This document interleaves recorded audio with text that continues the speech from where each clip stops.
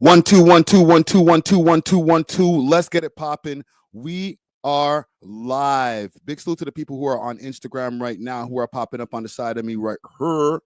Big salute to everybody who's popping up on YouTube. I want to start off with a quick apology. I was going to be going live earlier this afternoon. Actually, earlier this morning, I was all set up, ready to go. I had the desk, everything ready to go. And then I realized I had to get an interview popping.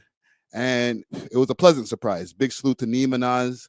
Got the Nimanaz interview in the vault. I'm going to start editing that tonight, put it up there for the members. But we here, okay? Lock in for all the people who are popping up on YouTube right now. Lock in. Get your grabber, get whatever you need, ball up, get your drinks. We're going to be locked in for a few hours. I got a lot of topics that I want to get to. Let's go through a list of these topics here. I want to go over the stream that I was on yesterday. Big salute to Justin Hunt. I was on a pretty big stream with him, Rob Markman, Professor Sky, Jeremy Heck, Curtis King. It was definitely a fruitful conversation, and we were talking about the whole Drake lawsuit, or the lawsuit that's going to be coming up. Possible lawsuit. Let's call it that, a possible lawsuit. So we're definitely going to get into that. I want to, do a deep dive into this whole Drake lawsuit thing. Okay, I got a lot of different links that are on my page right now that I want to get into. Also, Lil Wayne might be responding. We're going to talk about that. I have a few things I want to cover as far as Lil Wayne responding. Drake crashes out on the XQC stream. We're going to talk about that. The DUVY trial, getting to some Toronto stuff. The DUVY trial and the date, and just some of the opinions that are coming out around the trial date that's coming up. We're going to talk about the Toronto traffic as well, right? Just how bad it's become. And Ford is looking to shut down 10 safe consumption sites, getting to our civic duties. We got to touch down on some of our civic duties when it comes to these live streams. So we're going to be talking about those consumption sites and some of the reactions to that. What's the Dirt just dropped a new video. Definitely want to react to that. And I ain't forget. How many minutes am I into the stream right now? I want to make sure I don't want to curse too early. I ain't forget that bitch. We're going to talk about her too.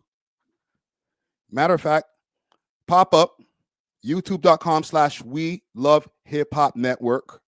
Let's get a conversation going. We'll start off the top of that bird, okay? AKA the Toronto accent ting. We'll start off early.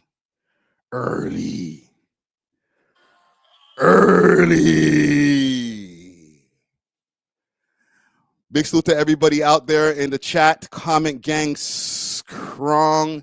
Jay Castro was in there early. Who else is in there? Old John Crow 416 Trackstar Music in the building. Down to Earth in the building. Yolanda Richardson's in the building. Richardson. No S on the end, my bad. Juicy Hamburger in the building. Who else is in there? I Terabyte in the building. Cold Dirty Bastard in the building. Shan in the building. J.J. Shush in the building. Nico Higgins in the building. We are out here. Let's salute the sponsors, okay? We're going to salute the sponsors first, and then we're going to get into what we need to get into. Big salute to Joshua Burgess, a.k.a. OVO Yachty over there in Jamaica, tapping in. Let's do the salutes. Salute to the sponsors. Big salute to Diamond Club. Okay, that's the sponsors that keep me toasty on a regular, everyday basis. Okay, they got the best edibles, best loud. I just finished one of those Skittles edibles right there. Holy, it's got me floating right now. Okay, if you need delivery anywhere in the GTA and across Canada, make sure to hit them up on their Instagram page, Diamond Club _Canada, and make sure to use the code We Love Hip Hop. Get yourself a little discount. Man hit me the other day, said, yo, man, gave me a whole extra bag for my discount, bro. I was like, really? A lie. That's how the man them are moving. So salute to Diamond Club for sure. Also, if you need some of that grabber, make sure to hit up Steamin' Hot Grabber. Okay, they got delivery all over the GTA. You might find them in some of the stores there in the West End on the Jane Strip. Okay, hit them up on their Instagram page, Steamin' Hot Grabber. Use the code We Love Hip Hop when you go onto the website and get yourself a little discount. You know what I mean? Last but not least, salute to my people in Ottawa and big salute to Only Loud. Okay, they got same day delivery in Ottawa and they're doing same day delivery in Toronto. They got a lot of different exclusive blends under their umbrella and they got a pretty fire blend of their own as well. Make sure to hit them up on their Instagram page, Only Loud Canada, and hit them up on their Snapchat as well as Telegram, onlyloud.ca. All right. All right. All right. So we have this incident that's been going down. A crash out. All right. This girl, I think we all know who she is for the people who are in here in Toronto. And it's weird that people know who she is. She was labeled as an influencer up on 6 Ounce. Mind you, I didn't get to see the 6 Ounce post myself, but they labeled her as an influencer. Influencing who? I don't know. And listen, for anybody who doesn't know who this person is, who I'm talking about, aka Plush, right? Because I've been titling her videos anytime I talk about her, right? Anytime I talk about her, I title her videos, but to be honest, her name don't really mean shit. So if I was to put the word plush in a video in the top of the caption, ain't nobody gonna know who that is. It's not gonna move and shake in the algorithm. You feel me? So, and I can't even like show you guys her page from over here, to be honest, because I think I'm blocked on my personal page. But this is what got her panties all in a bunch. Let's backtrack just a little bit further, and then we'll move forward. Okay. Her panties got into a bunch because of this thing that went on with Sad Boy. Big salute to Sad Boy.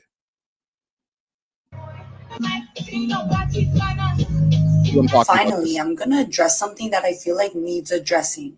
So back in the day when I went viral for the whole "if the business is too sick to my stomach," which taken, I was just talking about something on an interview and it literally just went viral. Like, okay, joke thing.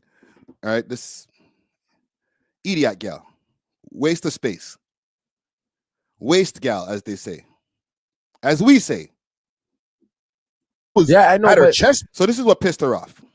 bigged out, but bro. nah, come on, bro. Like, she needs it easy. She's in our culture, bro. She needs to stop it right now, bro. Yo, she needs to stop it, bro. She's a guest.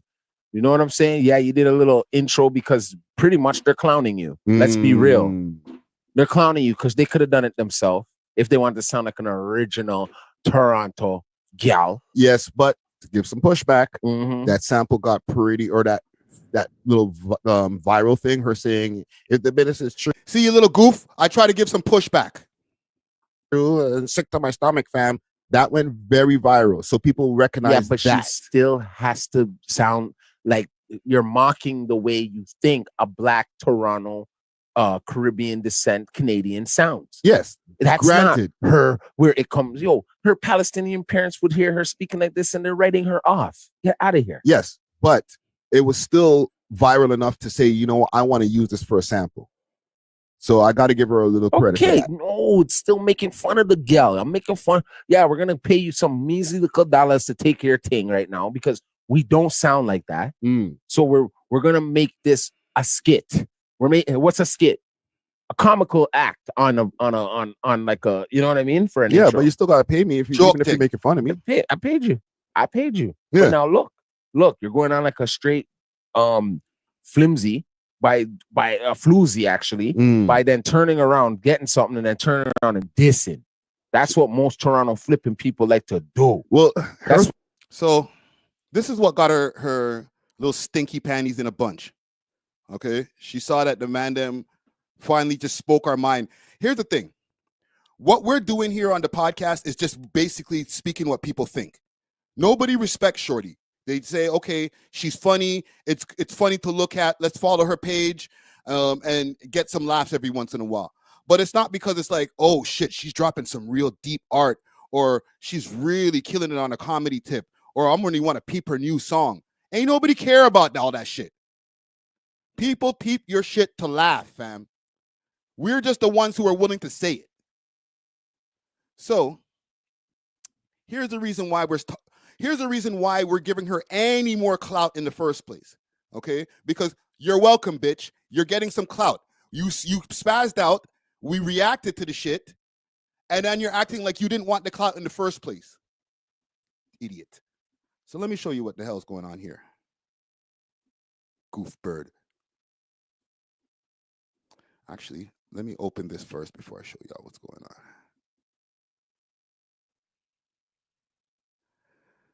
This dusty ass bitch. Clown goof. All right. Oh my God, that dusty whatever guy. And I cut this video. I made sure to edit this video myself because I didn't want to disrespect my brother's family by putting my brother's family up on this screen here. Okay. But in the beginning of this post, it was a picture of Dusty Wallace kissing his beautiful mother, probably on a birthday or something like that. Something that he posted to his own Instagram page, which anybody has the right to do. As well as anybody who has children, for multiple Instagrams that I've seen, it's okay to post your kids. I know we're living in a crazy world, but people post their kids. But I'll continue. Guy exploits his fucking children on his Instagram account. Family, you're exploiting your children. Does your baby mama know you're posting? Look at his goose face. Does this look like the face of somebody who's sane?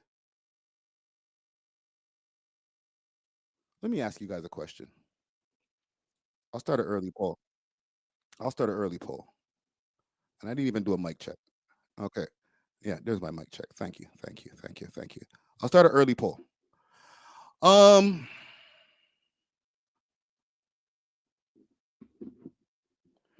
Was Plush wrong? And then I'll stop burying the lead. Was Plush, okay, we're gonna say your name, okay? I'm not gonna put your name in the title when I clip this and make some more money off your dumb head, right? Dumbass idiot. But I'm trying to make sure I don't demonetize my own shit. You know what I'm saying? Trying to make some money off of this bitch. Was Plush wrong for posting Dusty's, I won't even just say his mother, family, posted his mother and children. Right? I'll use her name in the poll, but I won't use her name in the title. Trust me. It won't do anything. I want the video to go somewhere. If I put her name in the title, the video will sink. Let's continue. Goof. And such things. Do you know that there's people on the internet that are gonna look at your little baby girls and, you know, do foul stuff to their pictures? Foul stuff like what? You reposting it up on their Instagram page? You need to delete some pictures on your account. You're literally exploiting your children. You're nasty. Yo, who is your baby mama? Somebody in the comments just said here. And this is how I know that you're a joke, fam. This is how I know. And listen, I'm not here to crash out on you. I'm just here to reemphasize that nobody takes you seriously, bro. You're here for our entertainment. Everything you post is just for our entertainment. You don't benefit from the shit. You make no money off of posting on your stupid little Instagram or your TikTok. It's just for our entertainment so we can laugh at you. Somebody said, and I can't find the comment now. They said, oh, here it is. Jay Castro said, say word, her name is Plush. Niggas don't even know your name, fam. Holy. the caller. I need to have a conversation with this shorty, yo. And your Look at this thing's face, bro. Dusty's right, man. Toronto Blogs really gave this girl some power. Bigged up her chest. Made her think that she can post people's families. Talking about, oh my God, they're threatening me. I think I don't know what I'm going to do. Shut up, bitch. Are you talking shit about race when your babies are lighter in color? What did you do? Fuck a white bitch? Yes. Yes. We've said this multiple times on the platform.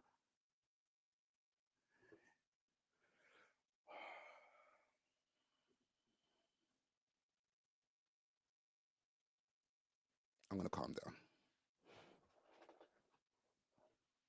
Here's the thing. She went on a little rant for the rest of the evening. And while I was doing my stream over there with Justin Hunt, she was going on a little rant. She was posting, going crazy, posting man's family, talking bear shit. All right?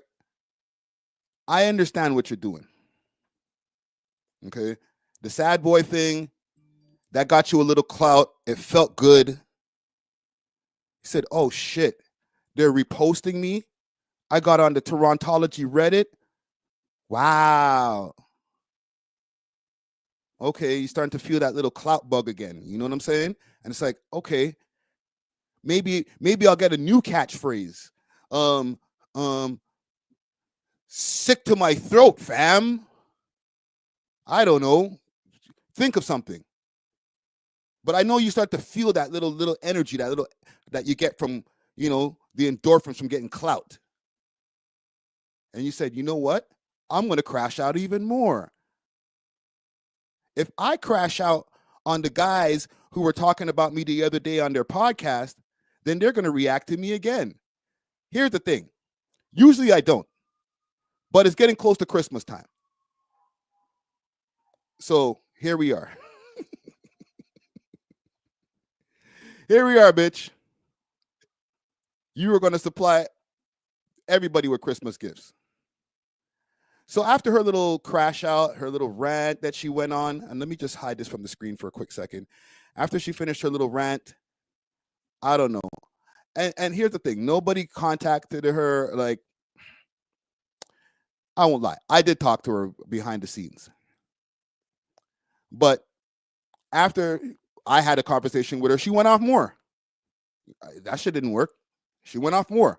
She decided to go extra super nuclear. But after all of that, I don't know what happened, but then she decided to post this. You guys are... And this is a little bit longer, all right? Bear with me, gang. I'm sorry. Okay, we have way more important things to get to, but bear with me. Just got to handle some early business. We're not spreading news awareness. You guys are completely bashing me in every single video without hearing my opinion at all. I do apologize to Dusty, Friday, the podcast, his kids, his mother, but I also feel like it's not genuine for you guys to attack certain people and then not expect a response back. I feel like once you guys get a response, you guys freak out. Don't worry, I'm gonna get to the Rico in a second. I understand this. It's not important. I know. We'll be done in 5 minutes. It's wrong for me to mention children and stuff like that.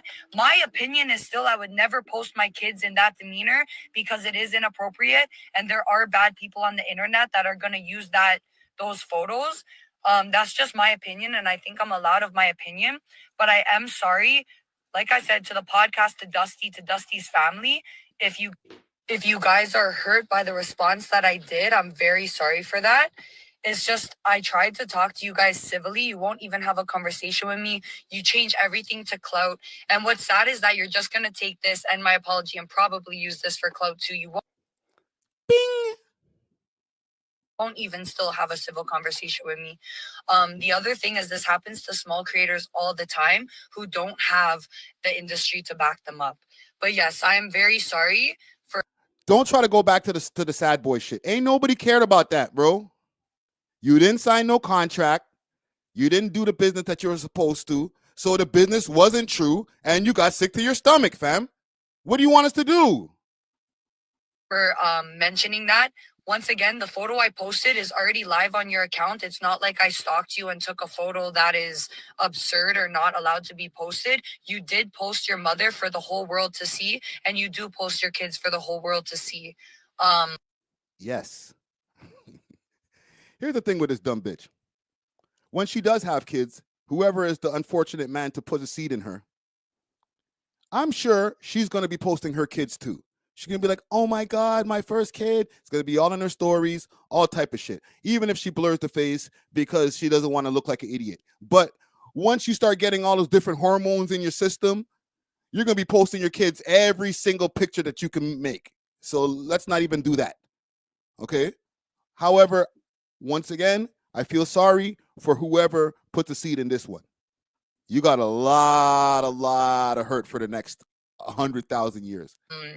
And that's dangerous. Let this, I guess, be a lesson learned for the both of us. And I'm very sorry that if you got hurt by my demeanor, I do have borderline, I think very black and white. So I am sorry about that. It did not tag you guys. My account is not working with the tag, so I'll try to tag again. Once again, I am sincerely sorry to your family for posting that and being not appropriate in this matter. Like I said, we really... This girl has a degree. She went to school and shit. AGB, I'm gonna have to tap in with you after, brother. You know what I'm saying? This girl has a degree. We should have went out for coffee and talked about this matter, just the two of us, but you refused to do that. But anyways, yes, I am sincerely sorry for taking it to the extreme and mentioning women and children. I never want to do that, but that is my opinion. I would never post my kids or even my mother on social media, and that's just me, because people do take that to advantage, right? People like you. But yeah, I'm sincerely sorry for mentioning people like that. Hopefully we can have a conversation and squash this. So here's the conversation. Hoop your apology. And again, it's just, you post somebody's kid, it is what it is. I don't feel bad for anything that if anything was, and I'm not saying something gonna happen to her, okay? Let's put that out here. I'm on a live stream. I'm not an idiot. I'm not saying something gonna happen to this little girl, right? But bro, when you start posting people's kids and then try to backtrack, I don't know, fam. What do y'all think? Should I accept her apology? It's not even about me, okay? We're talking about, it's not my family she posted. Let me know. Should her apology be accepted? 1 in the chat if yes, 2 in the chat if no. DJ Czar. Yo, what's good, chat? What's poppin', brother? Oh, not much. How are you? I'm just handling some business over here, man. You know Oh, what I'm trust saying? me. Trust me. I know. Chat, I'm not going to lie, okay?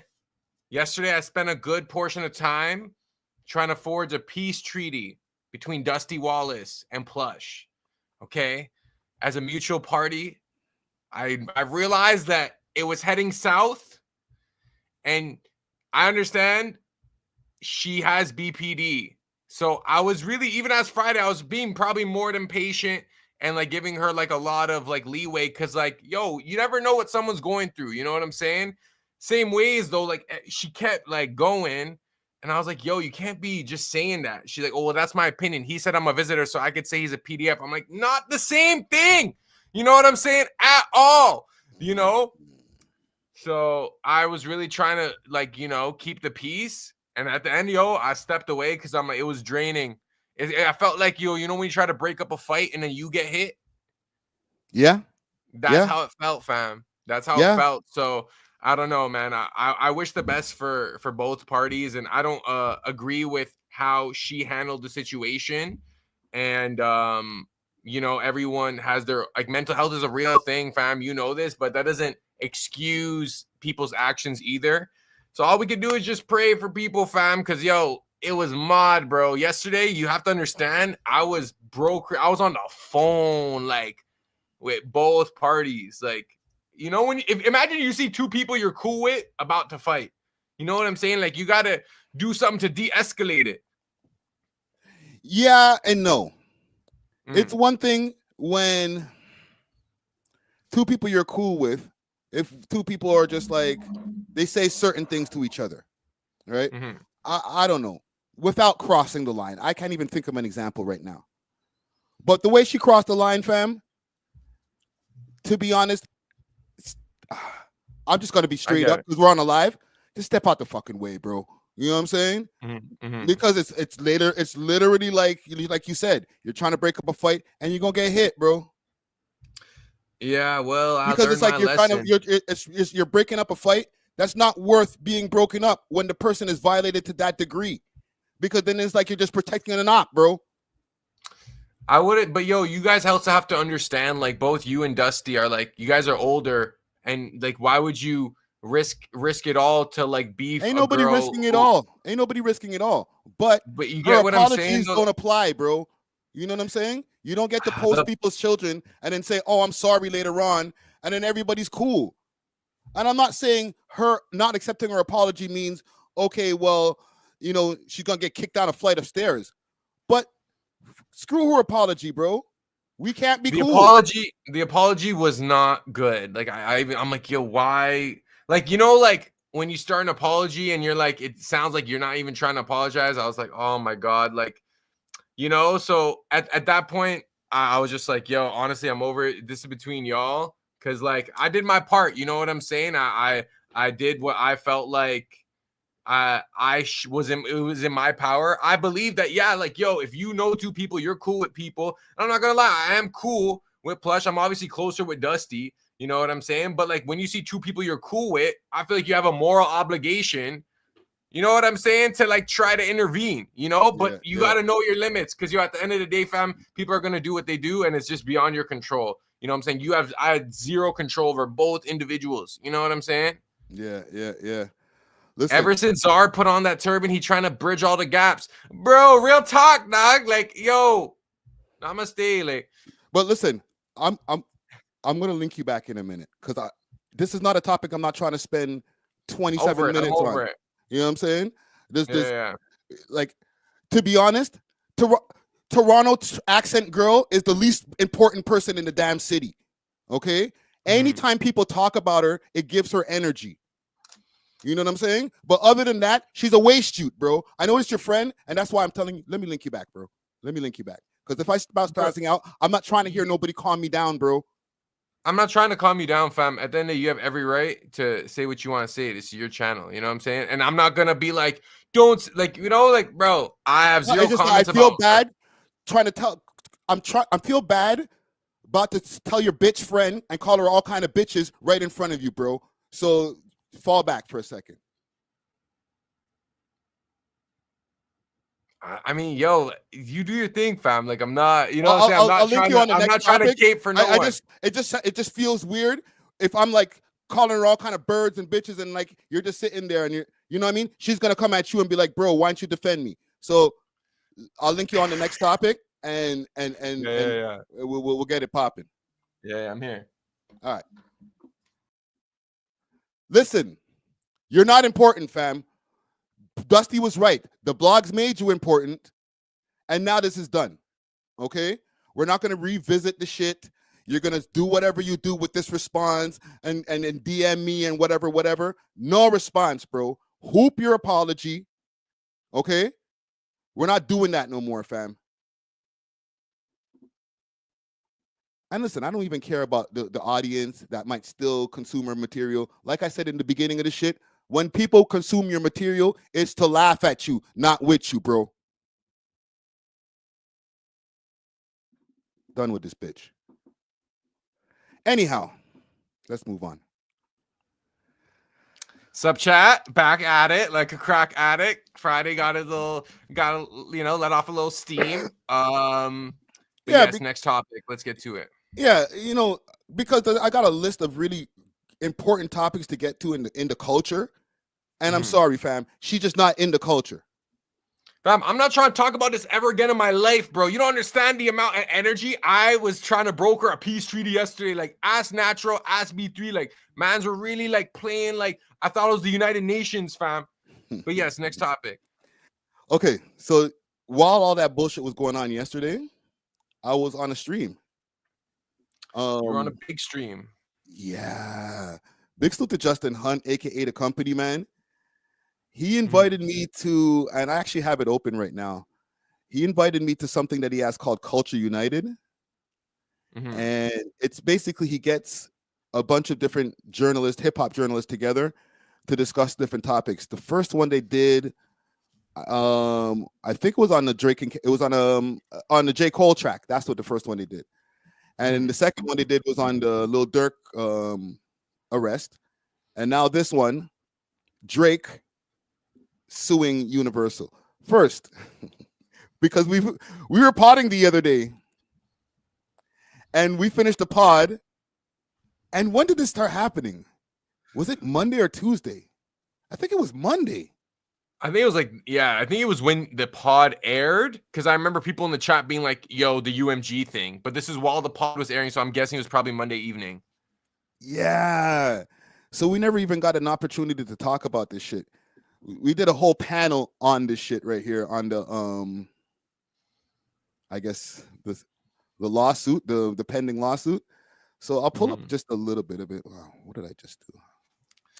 Chat, how y'all feeling about the lawsuit? I'm rooting for the boy. I'm rooting for Drake.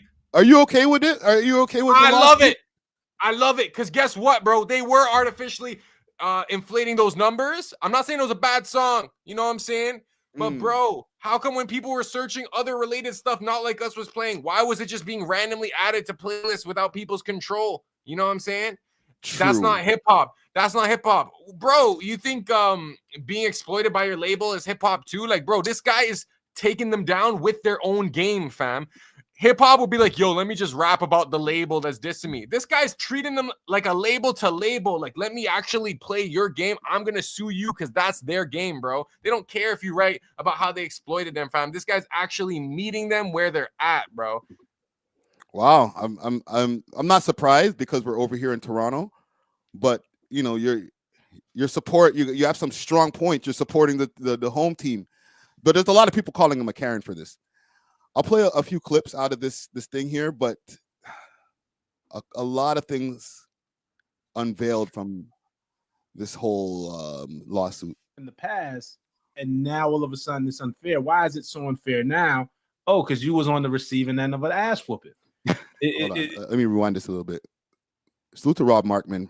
Yeah, but that 30% point, that when I read the paperwork of the first filing, it was practices that if you're in and around the music industry, at least in my 20 years being in the music industry, that I'm pretty familiar with. I know payola was a thing, and what happens is now you hire an independent record promoter to lobby for you and pitch your records to different. This is like common practice. The 30% thing, and I'm not 100% sure, and Curtis, you may know this. Spotify has a program that is available to all artists. I think the threshold is either 15,000 monthly listeners or 25,000 monthly listeners. It's called Spotify Discovery Mode. And what it is that you willingly give up 30% of your record during the campaign. The campaign, it's not during the life of the record, it's during the Discovery Mode campaign. And Spotify will populate your record in places like Spotify Radio and algorithmic places. Like, you know how sometimes you listen to Spotify and when the album ends, another song automatically plays, but it's not something you had queued up, or Spotify Radio. It'll play in spots like that. And the 30% comes off of not the total record, but only the streams that you gain that Discovery Mode creates for you. So you understand what he just broke down there? Sort of. So he's talking about Discovery Mode. And the reason he's bringing up Discovery Mode and the 30% is because Universal offered, Universal offered Spotify 30% off of their licensing deal for the Not Like Us song for them to be able to push it more. Okay. And let's be honest, Friday. Imagine the company you're working with is giving incentive to and priority to another artist to get to defame you.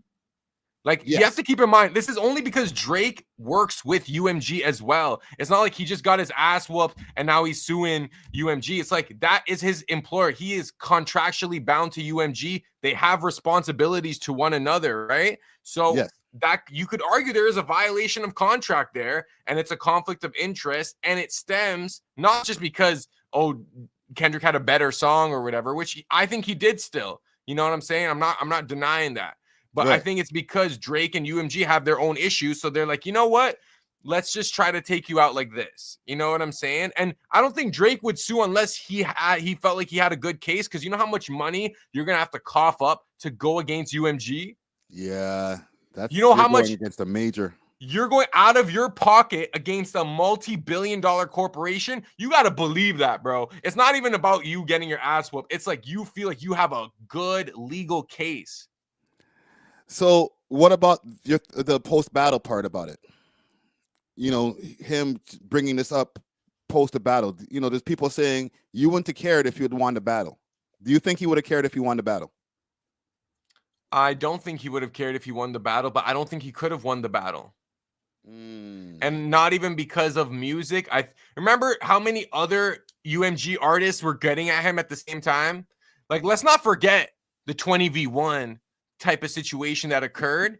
And you can argue that, okay, if that was orchestrated by the label as a part of this scheme, then you have to argue that is wrong legally, you know? So I don't know. Like, I feel like what he's doing now, people are not going to understand. The majority of the sheeple, especially y'all in the chat, were like, oh, there's not hip hop, blah, blah. You guys are thinking too small, fam. This guy is taking down a system that has been exploiting artists and exploiting numbers. So it's like, if he's able to win this case, it could serve as a precedent for the future. You know what I'm saying? So just to be fair, because I'm always trying to be as objective as possible, no matter how much home team I am, I got to play all different angles of this shit. Hold on, somebody's popping in right now. AGB? OVO Yachty? Shuban. Hold on, let me give him. You got a couple of minutes. You got a couple of minutes, bro. I want to keep it flowing. What's your thoughts? Shuban. Yeah, I just popped in right now. I heard the Drake conversation going on. Like, I might pop in, you know. What are your thoughts? Do you think it's a good idea for Drake to be suing Universal and Spotify? Honestly, I think his white privilege is showing out the way he's suing them right now. It's too late to save his reputation. He's doing it to save his rep. White boy got cooked. Now he's trying to save his reputation. That's crazy. Hold on. You need the sound effect. Do I have something for you? Oh, I don't even know what to give you right there. But Shuban, this is a bad look for Drake. If anything, it's ruining his reputation. So how is it helping him fix his reputation when the majority of people are saying this is a bad move for him? That's what I'm saying. It's not. He's just doing it because he's grasping for straws. Wait, are you sure you're in Toronto? You're not in Toronto. I'm in Windsor, Ontario, anyway. Hey. Well, still, like, you're still in Ontario. Damn. Not yet. You know what I'm saying? It's close. Yeah, I never liked Drake from the start anyway. What? Oh, bias. He's biased. Shuban is biased, boys. Hold on, we got a K bot in here. Keep cooking, Shuban. I want to hear what you got to say. I really never liked Drake from the start. The guy's awkward. The guy likes kids, and there's a video from 5 years. Hey, whoa. That's just in a song, bro. Stop this, man. Okay, plus there's a video 5 years ago on YouTube that brings these claims, that has proof against these claims. So there's one emo chick who says Drake is a creep or something. It's like 5 years old, the video, but I started discovering it in my feed like ever since the beef started. If I knew about it 5 years ago, well, I would have been the one to warn the world myself, you know. Shit. No shade on Drake, but again, it is what it is. He a 6ix9ine god. What?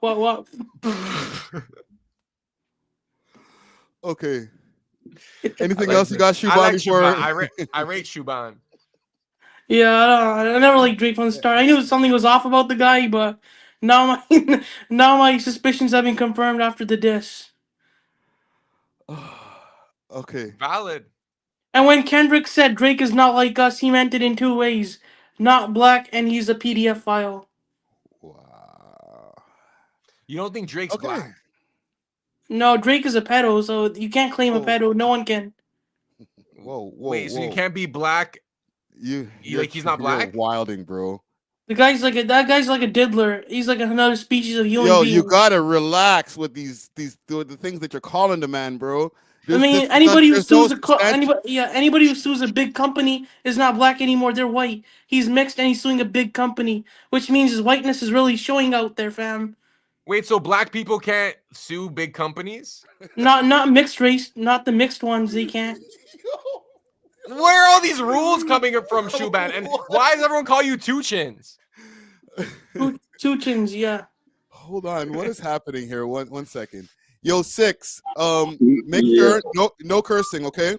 No cursing. And hold on, I got Down to Earth popping in here. Yo, what is going on? Yo, this is a great panel. Yeah. Like I'm saying, Drake's half privilege is really showing. Let's break down the environment. It's a pop culture. It's pop culture, right? That's what he's running right now. Yeah, it's so pop you realize culture. that pop culture reflects the environment that's going on right now. You believe that? Do you believe that? Oh, okay, well, okay. This whole crashing out system that we talk about. You know, it's all like when someone does that, what happens is because something turns against them. The system turns around on them. For Drake to turn on this system is because the system turned on him now.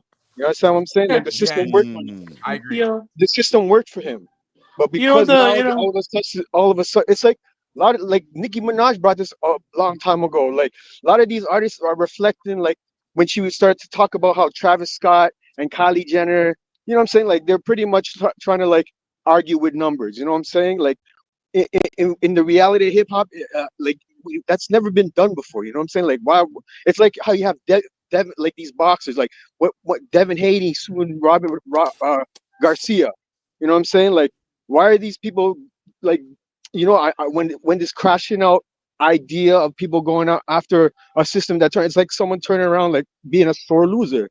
You know what I'm saying? Like you got to let the system roll itself. Like if the system didn't work, that system worked for you for the longest time.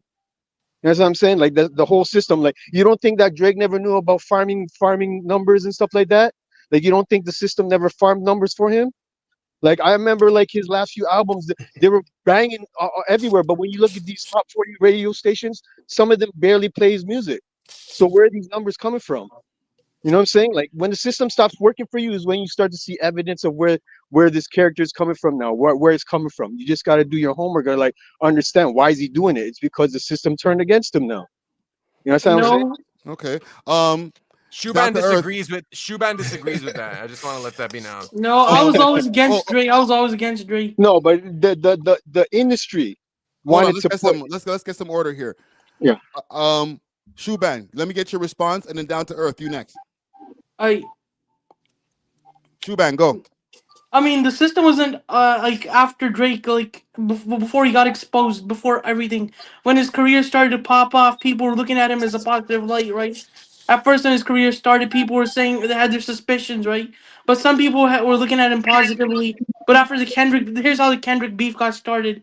So Drake was greedy for money, right? And then he was like saying, Kendrick, give me my credit. And then Kendrick actually made a diss song. And half the allegations might be true. There's receipts on Twitter about Drake and shit. And there's also a photograph of him outside that hotel. Okay. Down to Earth. Thoughts on You hear me? Yes. Yeah. Hold on. Give me a second. Let me let that breathe for a second. Yeah, breathe. You gotta breathe. What are your thoughts on Drake's suing the label, man, and First suing of all, Spotify? I watched the stream last night. Great stream. Right? Thank you, man. But what Drake's doing is not hip hop. And what I'm gonna explain to the people who don't understand what I'm saying, if this is accepted, then a whole bunch of beefs should be getting the same energy. This is all because Kendrick Lamar came out with a new album and he wants to overshadow that whole thing. Once again, he's continuing the beef.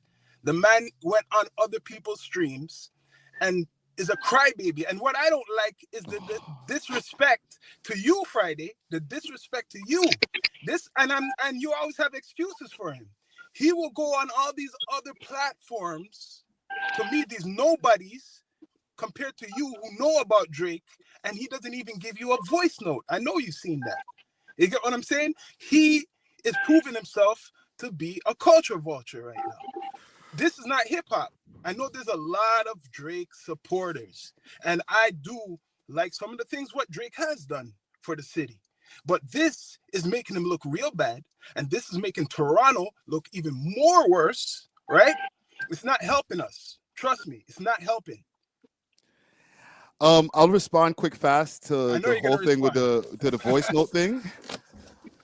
I have received voice notes from Drake. I just don't publicly put them out. Wait, what? Okay, yes, I know that. Wait, hold on. Before you say that, you don't put them out. But I'm saying, right? The man's in Toronto all the time playing basketball, and you see him in all these public events. He said basketball.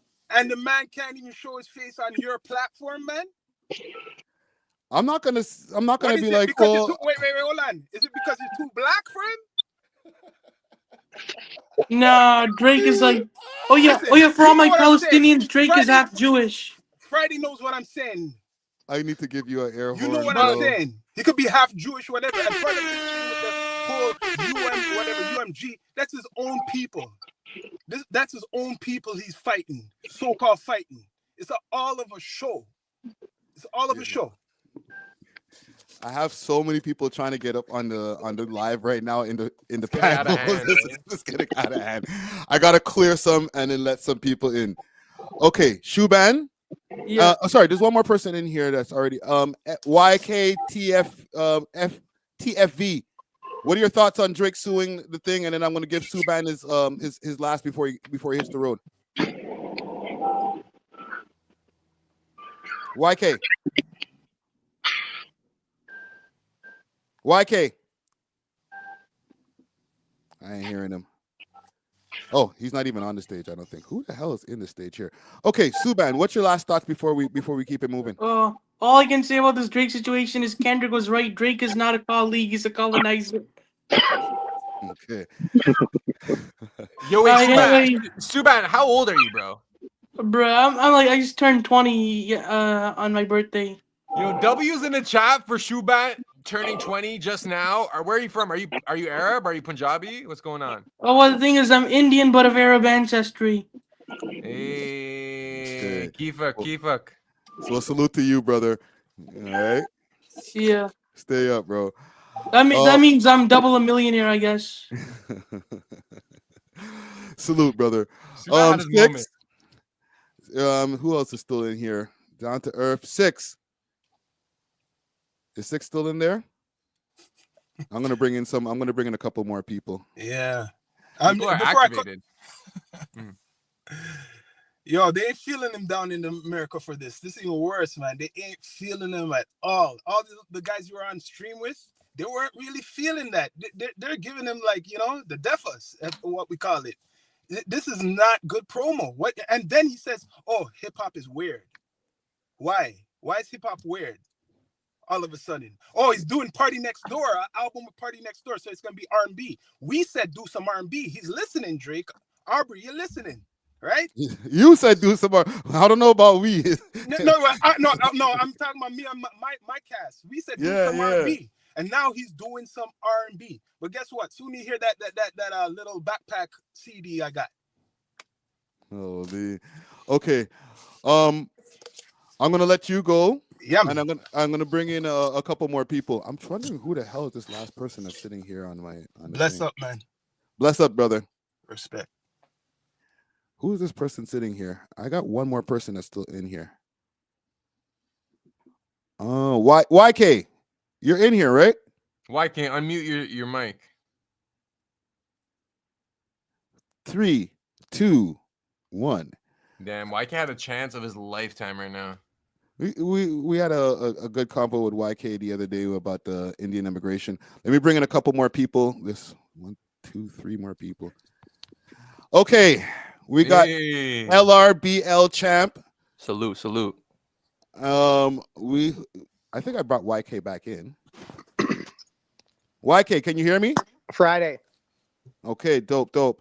And then we got OVO Yachty, aka Josh, in the building. I want to get everybody's quick thoughts because, to be honest, I didn't expect this to be. Yo, Friday. Talk to me. Yo, bro, check this out, right? This is not a big deal, bro. People are still gonna listen to Drake music regardless, bro. Like, yo, check this out. You think people in like Australia or London or somewhere overseas care about this, bro? Nobody cares about this, bro. It's just us. It's just like Canada, the States, really talking about this. Yeah. Yeah, you're right. You're right. What about the and give me your quick thoughts on Drake doing the lawsuit. Good move or bad move?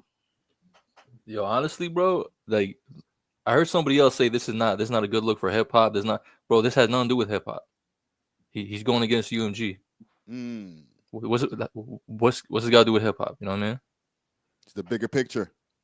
Yeah. Okay, I mess with it. You got anything you want to plug? Yo, shout outs to you, bro. Yo, I learned from you from the Star Show, bro. Oh, yeah, the Star Report, bro. He respects you. Yeah, he always talks about you, so that's how I learned about your channel, bro. Nah, thank you, bro. Salute. Salute. Thanks for tapping in. Salute to that brother right there. Yachty. Wagwan. I know you got some opinions on this. Okay, I'm going to take your opinion last because I know you're going to have a full answer when it comes, and you got a lot of OVO opinions. This is our official Jamaican OVO correspondent, OVO Yachty. You know it, man. You know it. YK, you good now with your audio? Friday. Okay, so give me your opinions.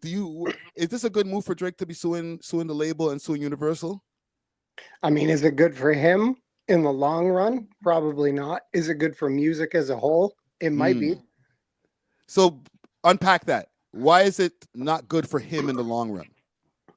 Well, why is it not good for him in the long run? Well, I mean, you're taking this hip hop shit in the courtroom, essentially.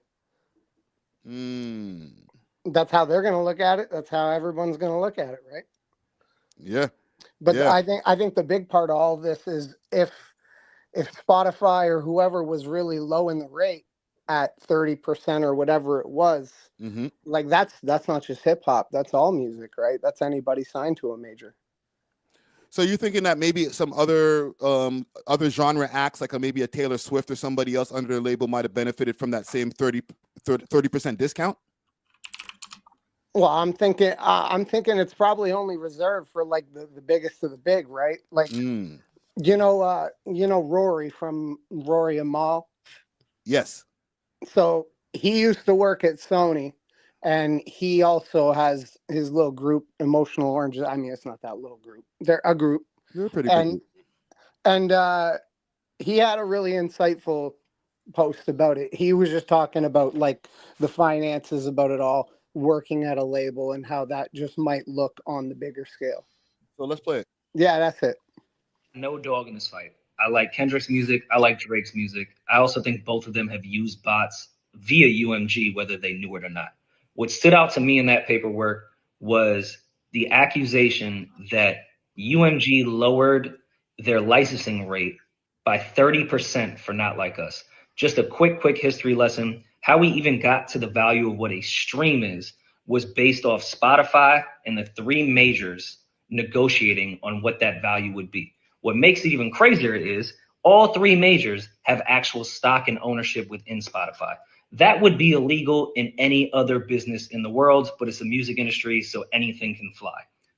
To the point that I worked at a major when Spotify went public, and they emailed all of us as employees and said, you cannot buy stock because that would be insider trading. Now imagine you're an artist and you know that the people that own your music plus the people that distribute your music, which is a whole separate tech company, are in cahoots to define what a dollar means within the music industry. And then you later find out that for one artist and one song, they devalued that dollar.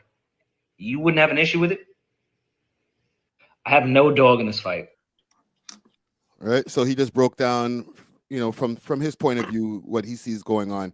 Yachty, I would love to get your opinion on this. What do you think about this whole Drake suing people? And be objective. I know you ride for OVO, but be objective. No, all right. So when when I sent you that message yesterday, Friday? Yo, is this real?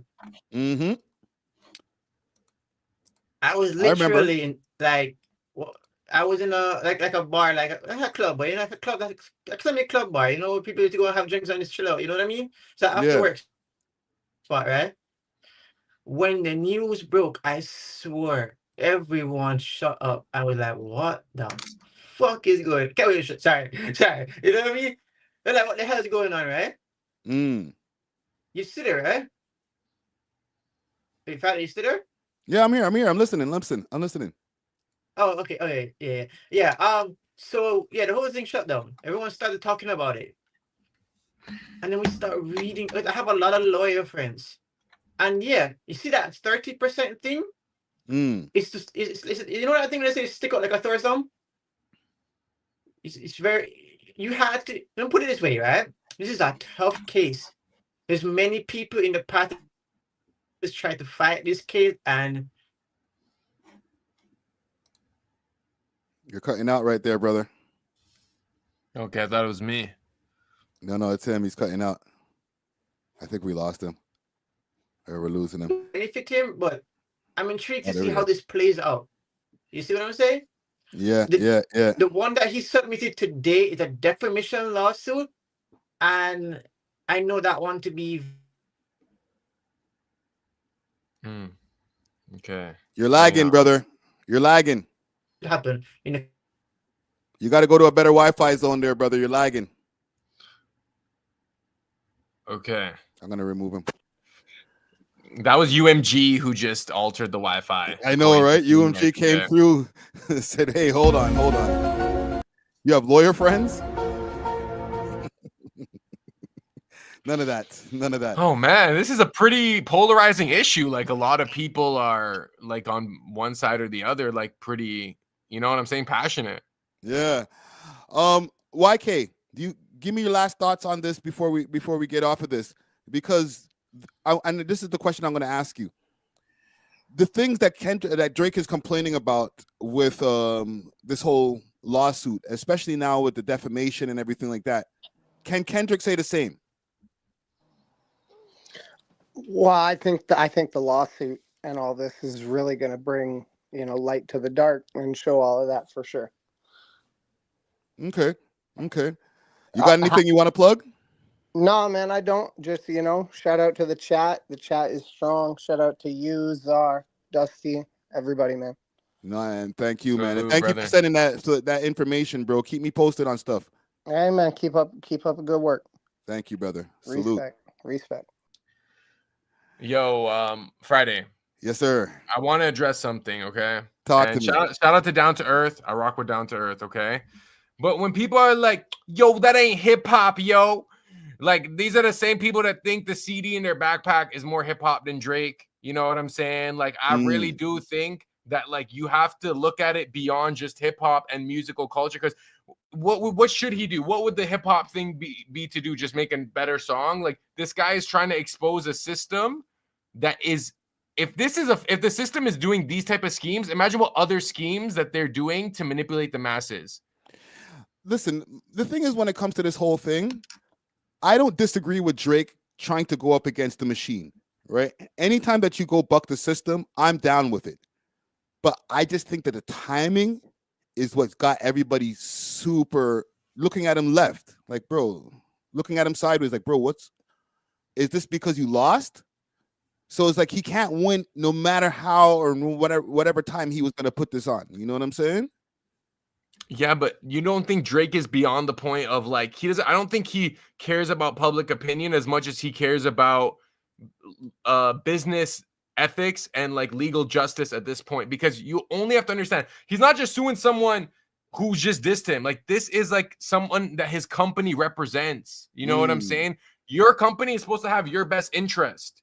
He's showing that his company did not have their best interest. By the way, not to mention that they didn't have any type of copyright issues with Not Like Us. So everyone on YouTube was able to react to it.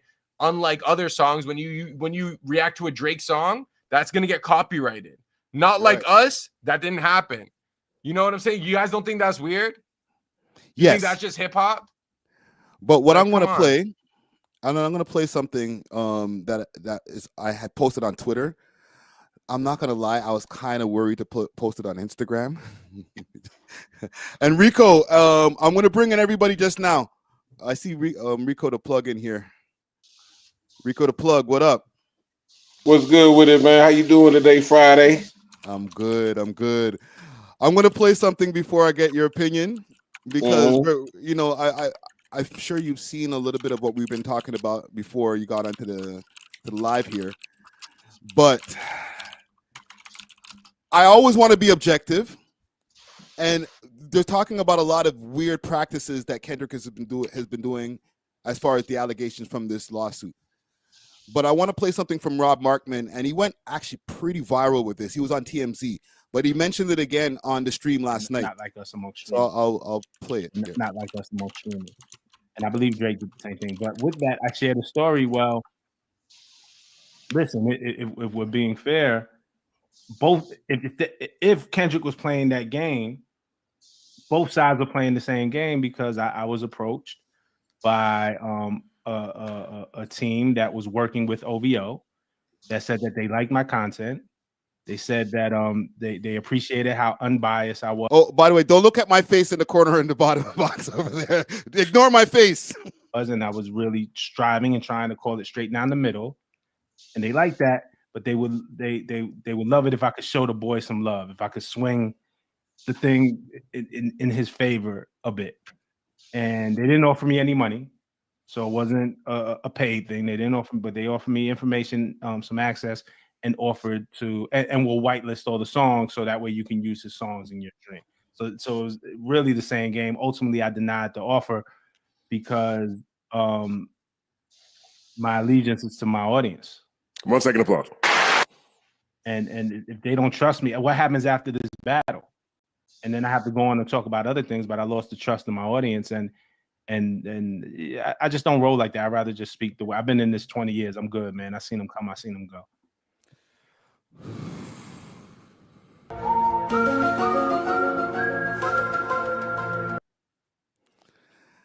Gentlemen, can I get your thoughts on this, please? You there? I'm right here. All right. No surprises. You see, let me tell you guys something straight. Can't play the game clean the whole way. You don't get to the top clean. Straight up. No one in this living life starts to, you always start with a clean hand, but I'm promising you, you're gonna leave with some cuts and bruises and a few dirty hands. You know what I mean? That's just how, generally speaking, life goes. Unfortunately, that's just the reality, right? Now, yeah, hey, I'm pretty sure somebody at OVO will be like, yo, brother, here, walk on. Just do like a thing, brother, you know what I mean? Can give you like a hurt, you know what I mean? Just do like a favor. Isn't that just the same stuff, though? Listen, I got to do it. I got to be objective. Isn't it the same thing? It's dirty pool. No, I know what you mean. I mean, as Rob just said, he didn't offer money, but he offered certain privileges. You understand what I'm saying? If he offered money now, I say, yo, Drake, what the hell are you doing now? You know what I mean? If Rob came out and said that he offered money, then this lawsuit goes out the window in some kind of ways. You know what I mean? Yeah. He didn't offer money, and that's the key thing, you know. That's the key word right there, right? So listen, guys, everyone's gonna slightly play somewhat of the same game. But some people might overdo it excessively, and that's the key. I think, as Zara just pointed out, like, bro, there was a period where Kendrick's songs weren't copyrighted for, I think, up to like 2 to 3 weeks. Yeah, they whitelisted them. Okay. But wait, yeah, go ahead. I'm gonna let you land. I'm gonna let you land, and then I want to get the brother's opinion over here because I see them pop up in the chat. Rico, what's going on, man? Let me ask you first. Okay. On this battle, are you a fan of both artists, or are you just a Kendrick fan, or just a Drake fan? I am a fan and a supporter and a historian of hip hop. I enjoy good music. I love Drake's music. You know what I'm saying? I don't ride around listening to Drake and none. If I had to choose between both of them, Kendrick Lamar is the person who I listen to more between the both. But I'm unbiased. And this move with this lawsuit it's a funny timing to come after you lose the battle, because I think if he would have won the battle, we wouldn't be here. But I'm also on his side with that because I don't like the industry. So if it brings the industry crumbling down, I'm cool with that because I'm all for independence anyway. I feel like it's the industry influence that has us at this point right now. That has, because they marketed artists who were really not favorable in our community for rap, for instance, like Sexy Red. She's the best female rapper for real. When we got female rappers out here like Raspity, 3D, Nati, and a whole host of females that really put lyrics together, rapping is about the lyrics. It ain't because you make a good song that I can dance to in the club. And with this battle thing, the defamation is crazy because, first of all, in a rap battle, which is the reason why hip hop is popular, because it started off with people battling on the mic in the parks, and it just so happened to get to the clubs.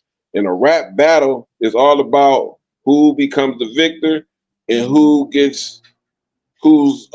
image becomes diminished. So when you choose to get in a battle, you're either going to be the winner or you're going to be the loser. And the people are going to look at the loser funny. So what I'm paying attention to is the majority of the kids who grew up during this time who have been fans of Drake, they are fans of Drake. They're not fans of hip hop. They have no idea what hip hop really is. So when Drake engages in a rap battle without understanding that shit could be said that's going to diminish your character, that's what the fuck a battle is about. So the moment that you antagonize somebody into a battle and that person tells you, okay, let's keep it a friendly fade and not bring family into it, and you say, nigga, I'm with Whitney, I heard it was Dave Freeze. And then this nigga said, okay, well, since you aiming at my family, let's meet the Grams, nigga. Yeah. And now, because I humiliated you, I'm defaming your character, but you just called me a domestic violence. You say I'm beating on my wife. You telling me that my partner been fucking my girl and got a baby by her that I have to raise. You got to watch the F-bombs. Oh, my bad. What you saying all this about me, but then because what I'm saying looks more like your character than what you're saying about me, because if you want to be honest about that domestic violence situation that they was talking about in Miami, and you really do the add up, Kendrick was in Las Vegas, yes, on Memorial Day, but he had a show at another hotel. And P. Diddy was at the Hard Rock Cafe that day. Yeah. And the girl who said that shit at first said, no, I'm not going to say whose name it is because I don't want to get in trouble. But then she said, you know what, okay, I'm going to say the name, and then just threw Kendrick Lamar's name out there. Why would you say you don't want to be in trouble if you ain't scared of Kendrick Lamar? But now that we know that Diddy was there, and now we seen the video of Diddy beating Cassie in a hotel, but y'all still want to go with the narrative that he's beating on his wife. You don't have no proof of that. Now and here's the thing. Hold on. We also don't have any proof of Drake being any kind of child sniper neither. Exactly. That's what I was about to say. Kendrick never said Drake was a pedophile. Kendrick said, Baca's got a weird case. Why is he around? And then because you call your crew the certified lover boys, he's basically saying since Baca is a part of your crew and he is suspect of being a pedophile, I'm going to use that against Baca. He's part of your family. I came at your family. You came at mine. Everybody is off motherfucking limits. Everybody's on the radar. So now very semantic. He never said, Drake, you a pedophile. He said, I heard you like him young, just like Drake said, I heard that son was Dave Free. It's the same shit.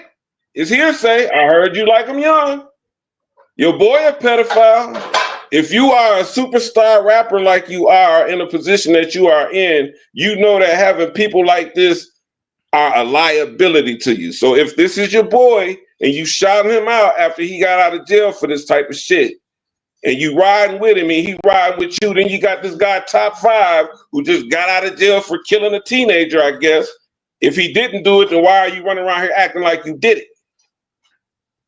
And act like you got away with some shit. That's not nothing cool to be rapping about. A teenager lost his life, nigga. Nobody's scared of you because you killed a teenager. That's the question. But then you talking about, thank you, Drake. I'm Drake's top shooter. Bro, that shit ain't looking good for your boy over there, bro. And it ain't that we hating on Drake. His character has came out. Just like Joe Budden said, bro, you've been sleazy behind the scenes. That's why people don't like you, bro. You could be cool with somebody and find out that they ain't shit and not fuck with them no more. That don't mean you hating. I just don't fuck with you. You gotta watch the F-bombs. Oh, my bad. I'm just passionate about it. I know, but you're listen, you're cooking, bro. Yeah, Okay. but I don't think that he's wrong. Anybody has the right to sue anybody that they feel done them wrong. But to try to make it seem like you're trying to save the game now when you benefited from the same practices, that's weird. That sounds manipulative, and you being fake. And then your dad flashing his Navy SEAL badge, like what you gonna send a Navy SEAL at people because they have an opinion about this bullshit that's affecting a culture that we created, that we benefited from, and now here's the guy who was on top for a while trying to topple the whole system. I'm cool with that because I look, if you're an independent artist out there, independence is the way to go. When I first was loving Drake, it was before he signed with Cash Money. And I swear I was over here praying like, bro, please don't sign. You are in a position. He was in a position to prove to the world that you could be an independent and be as successful as he is now. Yeah. But then you signed to the machine. You signed to the machine, and because you chose to engage in a battle and you diminished your image in that battle, and now these folks can't get their money back. Now we had a shoe ready to drop, man. We was setting you up to be like the Michael Jordan of hip hop, and you went and you antagonized this guy in the battle. Oh no, you ain't finna run away from this one. Come on with it, come on with it. And then the man said, okay, well, we can keep it a friendly fade. Just don't bring my family into it, because he knew he was going to do it. Yeah. And he did it. Well, his fault. It's all his fault. Okay. Points are made. Anybody have any rebuttals or anything right now? I kind of do, and I agree with a lot of the points that he made. But what I do want to point out is, when have you ever seen a song with the word PDF in it multiple times, super mainstream on the radio? When have you ever seen a song with the word nigga in it, super played every fucking way? Often. So you talking to us over here in America? If we can play but nigga, I said you could be a PDF. No. You see how he had to flip it to something totally different? Like, you did not answer the question, bro. It's the same thing. If it's a derogatory word, no songs. That's It's not. That's not the same. You think that's the same thing, bro? That's not the same. You're putting an allegation on somebody that usually would put somebody in jail for. People will put somebody in jail for. That's a whole different thing. That's the defamatory aspect, and I agree. He did say things about his about Kendrick and his wife and stuff, and Kendrick could argue that's defamation to an extent, but PDF is like, that's a crime. Well, I'm gonna tell you, that's an actual like defamatory crime. Like, it actually is not, because you got to think about it like this: in the community, the LGBTQT and pedophilia community, they use the word pedophile all the time. In Congress, they use the word pedophile. Pedophile is not considered a cuss word. It's still not a cuss word. But do you ever see it? It's still not a cuss word. It's not a cuss word. Oh my God. So on YouTube, can you say that word freely? Yeah, I'm gonna. But YouTube is a different monster. Yeah, YouTube, but you see how on YouTube, when they allowed the copyright, like they removed the copyright for Kendrick Lamar stuff, they allowed that word to be just thrown freely. This is their same artist. This is not two man's battle rapping in a park. This is a company that represents two artists that's supposed to have both of their best interests at heart. Now, keep in mind, when 50 Cent and Ja Rule beefing, both of them UMG. You know what I'm saying? So this has happened before. but it's never been to an extent where it's been this defamatory. And I don't know why mans are trying to defend the labels. Like, he's not suing Kendrick Lamar. He's suing a multi-billion-dollar company that purposely has created schemes and manipulated different communities by propping up certain images, certain ideals. You know what I'm saying? Like, let's not act like UMG has the best interest. For him? Didn't they do the same thing for him? It's called marketing. I do marketing. It's called marketing. So wait, what did they do? They inflated Drake's numbers? When any time Drake came out with a Scorpion, you seen the campaign everywhere. You ain't see nobody else stuff but Drake. What's the problem? Well, as someone was saying, like, the system works for you until it doesn't, and then you're gonna be like, okay, well, now that I'm not benefiting, like, let me expose it. You know, I think it's better to expose the system than just allow it. That's like snitching now. See, this is what people is calling him a snitch, because if you choose to sell drugs and you know the rules to this, and then you decide, now that I'm caught, it's not benefiting me no more, so let me tell on everybody else. No, I think it's more like they had a system This is why people are saying that's not hip hop, because if it benefited you, okay, cool. See, the reason I heard he's doing it is because he wants to renegotiate with them, but because of his image being down low, now they're trying to lowball him in the negotiation. So if you really are serious about you don't like what they're doing, then you wouldn't even be trying to renegotiate with them, especially being at this status. You would be like, you know what, I could go 100% independent, and all my fans is going to buy everything that I drop directly towards me. But I think the problem with UMG came in when he dropped that 100 gigs for your head top, and they like, whoa, bro, you ain't bring that through the right thing. And then that's when he realized, I'm the slave. I'm the slave that Kendrick was trying Drake is trying to get. But you don't think Drake is trying to go independent right now, and that's why he's suing UMG? Why would he be trying to renegotiate for more money? Why would he be dropping his music for free on Instagram? He can't. He's been doing that, though. See, here's the thing. They own his likeness. Anything he does, they have to get paid off of it.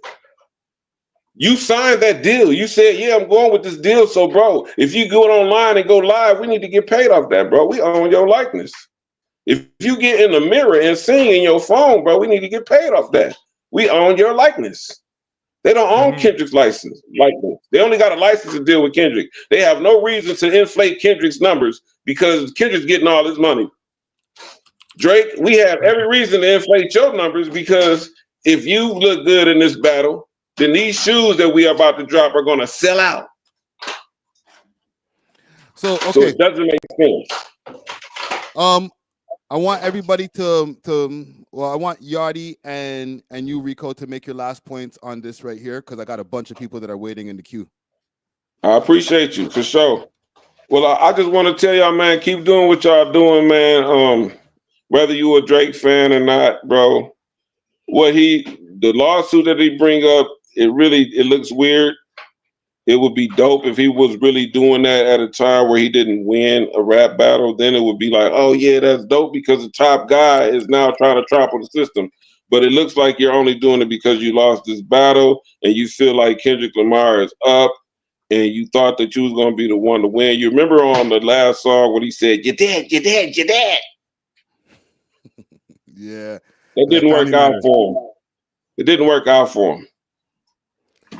And now he's mad about it. That's what it looked like to the rest of the world. You can love him or hate him. It is what it is, bro. Regardless why, if he in his hearts of hearts really feel like he's doing it to go up against the system, kudos to him. But for the rest of us, it looked like, yeah, nah, you mad because you lost that fight. Now you want to tell on everybody. Plug your podcast. Where is it? When does it drop? And right now I'm doing randomly because I'm trying to get my numbers up, man. But what I'm really about helping to promote independent artists, models, and entrepreneurs. I really like to promote their music and interview them type of people. But you can follow me at Rico_the_plug on Instagram. My podcast is Real Rap with Rico the Plug on the Rap Hustle. And I have a platform, the raphustle.com. Hype Magazine affiliate.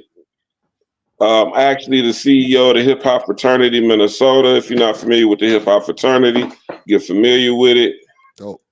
And we do appreciate our brothers on the other side of the pond, man. I am really interested in finding the real artists that's coming from y'all neighborhoods that really represent what they really do, so we can really cross these bridges together and not make this ain't a Toronto versus United States thing. Drake is a crybaby, bro. That's how it looks to us, bro. You picked a fight with somebody, you got your ass whipped, now you mad at the world. Hey, you shouldn't have never picked that fight, bro. But he didn't even pick the fight. That's the thing. He didn't even pick the fight. Oh man. He picked the fight. He picked. Let me tell you something. Let me tell you something. Let me tell you why he picked the fight. When he went and did that interview with Marcellus at ESPN and was talking bad around them dudes about Kendrick Lamar, not knowing that Marcellus knows Kendrick Lamar and them, and then you call and tell them not to put that video out there, but Marcellus let his people know how greasy.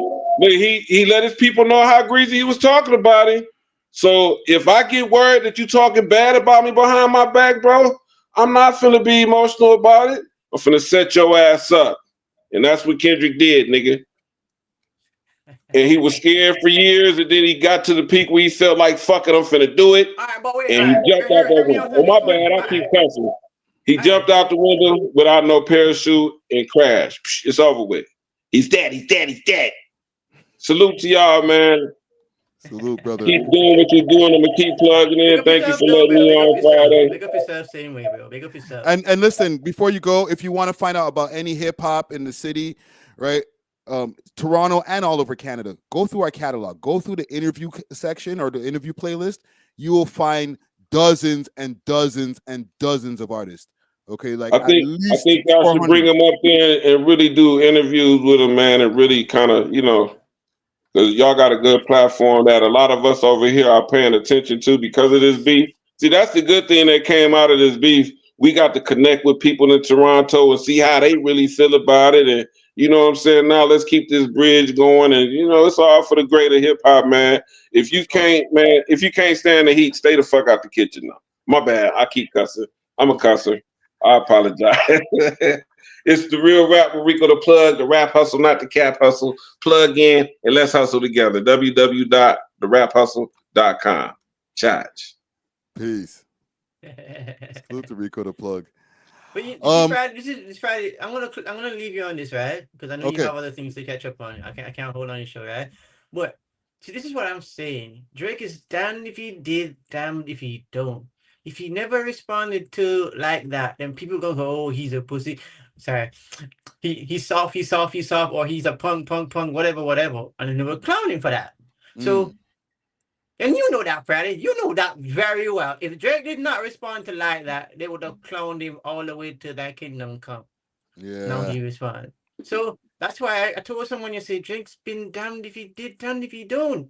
No, you know this very well, Friday. This is the industry's wet dream come to life. They've been waiting on this from day one. Now, has Drake done some stuff that will like the whole there's been this thing like, come on, guys, like no one is perfect. He's gonna do some stupid shit, and there are things that he does that I don't like. You know what I mean? But at the end of the day, what have I been cussing him about since I've been on this program? I need leadership. I've been talking about leadership. You see what I'm saying? Yeah. This lawsuit, again, damned if he did, damned if he don't. You understand what I'm saying? And no matter what he's attempting to do, especially now in this era, they're gonna try and dig him out for it. You know what I mean? So listen, everyone is entitled to their opinion. I'm not gonna tell you what to do or what to say or any of that. You have the free right to say respectfully, by the way. You know what I mean? But at the end of the day, oh, he's damned if he did, damned if he don't, and I also think the defamation lawsuit comes off of a business situation. I'm very certain, and I'm actually very confident that it has a lot to do with business dealing that has been falling apart because of that.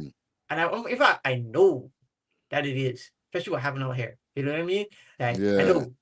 So it's you don't put out a defamation lawsuit if something on the other end, especially money wise, haven't been chopped off because of such, you know what I mean? So anyway, Friday, I have more to say, but I want to respect this show, and I know you want to get more people on, so I'll let you just rock with this. Yeah, man, damn the video, damn the.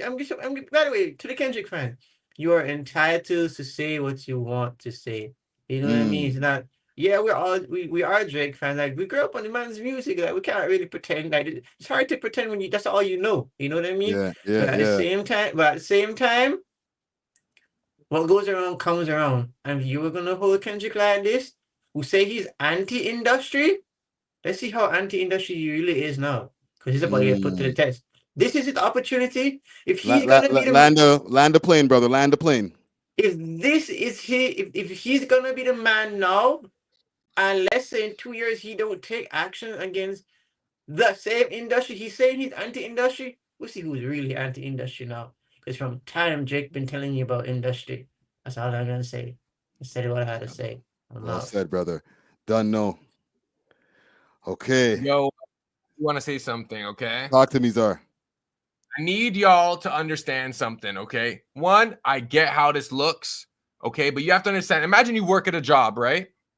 And then there's a bunch of people that work at this job. And then all of a sudden, because you and the manager start having issues, they start giving more shifts to other people, and now you're getting less shifts, right? Even though Drake has benefited from UMG still has a responsibility to Drake. You guys are defending a multi-billion-dollar system that has literally like corrupted many communities, you know what I'm saying, based on the artists they push, you know what I'm saying? I think this is worth the time and bad. Yes. I'm not saying Drake is innocent either, but what I'm saying is when you see something and you're like, okay, well, that's just not hip hop, you shouldn't even sue him. It's like, nah, he's literally being corporate minded, bro. You can't just think like, yo, he should just make a rap song and deal with it. You know what I'm saying? Yo, just make a better song, bro. Liho. You know what I'm saying? All you dummies out in this chat who aren't even trying to pull up. The chat's cooking you right You know what I'm saying? Like, bro, the man they're cooking me still, but I rate it. You know what I'm saying? Yo, I get it. Yo, Chaser 420. Don't pick fights you can't handle. I agree. I don't think this is about Kendrick. I think this is bigger than Kendrick versus Drake. This is UMG versus Drake, and it just so happens to be like exposed through the Kendrick Lamar schemes. How come when you search Certified Lover Boy, Not Like Us comes out, bro? How come Not Like Us was allowed to not be copywritten on YouTube, but if I use a Drake song in 10 minutes, it'll be off, bro? You guys have to ask critical questions. It's easy to hate on Drake. It's easy to be like, yo, he took an L and now he's suing them. That's what they want you to think, bro. They still don't want you to really see what Drake is trying to do. And I'm not even trying to cape for the man because you know what? He did lose. You know what I'm saying? And I'm not even the biggest Drake fan or the biggest Kendrick. I don't have a dog in this fight, bro. I'm objective and I'm out and I'm able to see from outside because some people are so in their own world, be like, yo, that's not hip hop. That's not bars in the park. That's not, yo, nah, fam. He's literally attacking a system that creates schemes to manipulate dummies like you guys, bro. Not all the chat, but the people who don't see the critical aspect of it. So if y'all want to say I'm a rat, whatever, y'all could say that, fam. You know, would I sue UMG if I had the money because of them inflating other people's numbers and dissing me? Yeah, I would, bro. That doesn't make me a rat. That makes me a boss, bro. You're either gonna be a boss or a slave, fam. Which one is it gonna be, bro? Which one's it gonna be? Talk the things. Hold on. God damn. I got you. DJ Czar. Bro, you know what? I like drinks. I don't like Sprite, bro. Liho and I like Sprite. Pull up. I don't sound objective, fam. I have no dog in this fight. I'm seeing this. I'm seeing manipulated numbers. I'm seeing YouTube non-copywritten. I'm seeing you search Drake songs and Kendrick comes up. I'm seeing other people saying Not Like Us just popping up on their playlist. I'm seeing the word PDF in like a hit song. And people are acting like that's not a derogatory term now. Of course, PDF is descriptive, but to be a PDF is literally a crime, bro. Like y'all know that, right? Yeah. Y'all defending a corporation, bro. Y'all defending a multi-billion dollar corporation trying to corrupt you, fam. Drake is actually standing up to them, fam. Standing on business. I'm gonna bring in the one new person, YK and 6. My bad. I just want to keep new people coming in, and I want to give everybody one chance at least to pop in. So I'm gonna bring in Jules, the great 416er. Jules, no cursing. Opinions on this Drake suing the labels. Yep. How's everybody doing? Thank you for letting me in. Thank you. I'm just gonna say keep it quick for you guys. I absolutely agree. This is just a business move on Drake's end, right? It's nothing to do with hip hop. It's straight business. I think something went down between him and UMG, probably internally, for him to lash out. And I don't know. I'm just kind of getting a little sense that this might turn out to go down like what happened with Diddy and the liquor company. You know what I mean? So we'll keep seeing what's popping, what's happening. But if Drake succeeds in this lawsuit, just watch what happens with UMG and the stuff that they do in the internals. Trying to take him down. So yeah. Well said, brother. You got anything you want to plug? No, that's it. I just want to put my 2 cents in. Great live so far. Everybody's rocking with it. And shout out to all the mans from the city, from the ends. Y'all, you know what it is, man. Thank you, brother. Salute. Yes, sir. Salute. We got a busy live over here today. Is wild. This is a wild one still. Shout out Rottweiler. And by the way, fam, at the end of the day, this is a good conversation to have. There's no actual hard feelings. You know what I'm saying? But I do support any artist who's able to go against the system, fam. Prince did it. They made him look crazy. Michael Jackson did it. They made him look crazy. You know what I'm saying? This and now mans are looking at Drake like he's crazy. Yeah. You know what I'm saying? Like he's done. Like, oh, bro, you're just doing it. This is exactly how the multimedia companies are able to manipulate the masses through perception. They're like, oh, well, Drake is just suing us because he lost.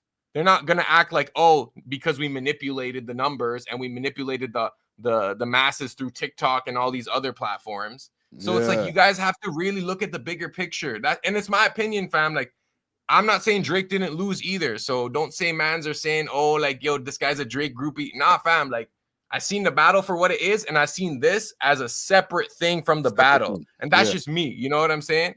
Yeah, not everybody's gonna see it the same way. There's a lot of people who can't separate the two. And then there's a lot of people who are like, this is a separate issue.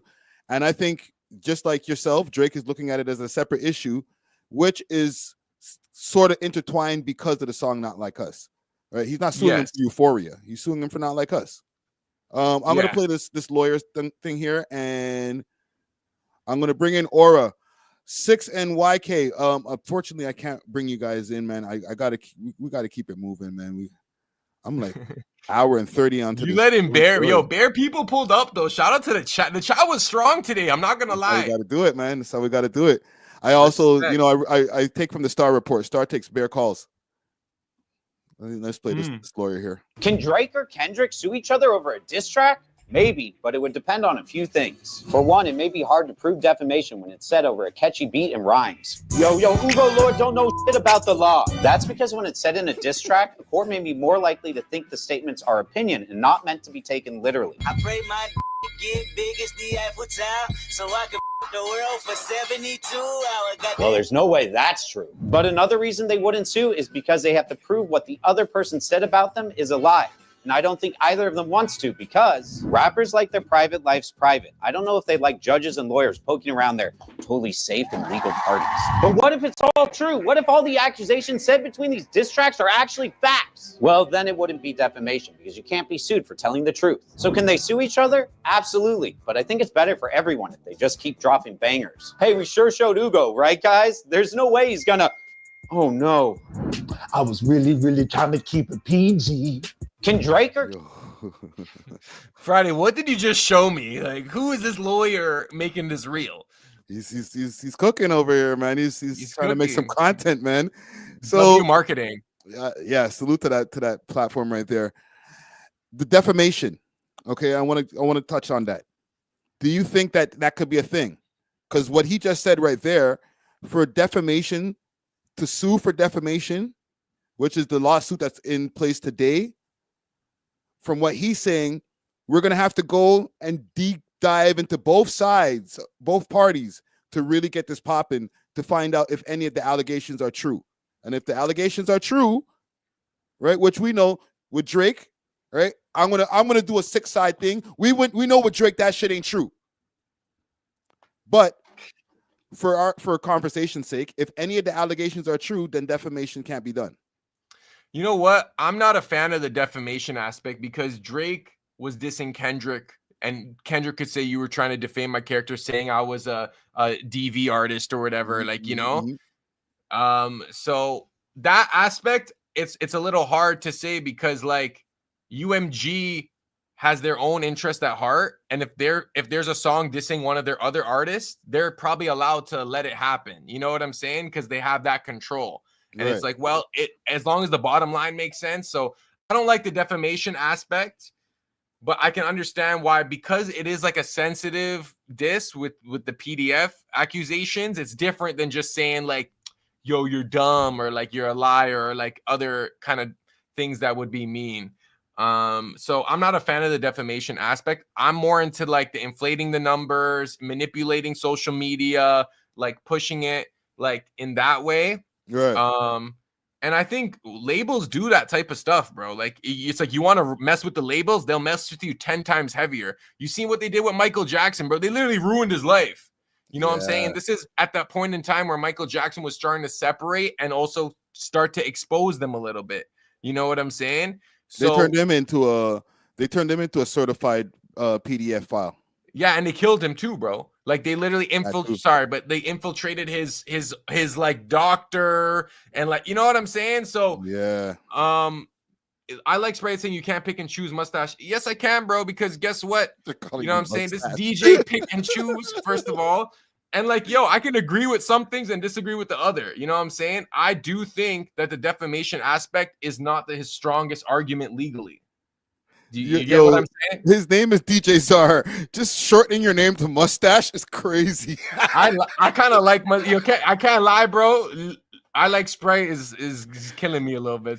He's making me laugh when he's like, "You're growing the stash to cover the toucan snoozer." I'm like, buddy, nothing can cover this nose out here, bud. Even if I shaved it all, you'll still see it from a mile away, bud. But yo, salute to him, salute to yo. But what I will say is, yeah, that's not his strongest aspect. Because think about it, 50 Cent and Ja Rule, UMG, they were dissing each other, equal defamation.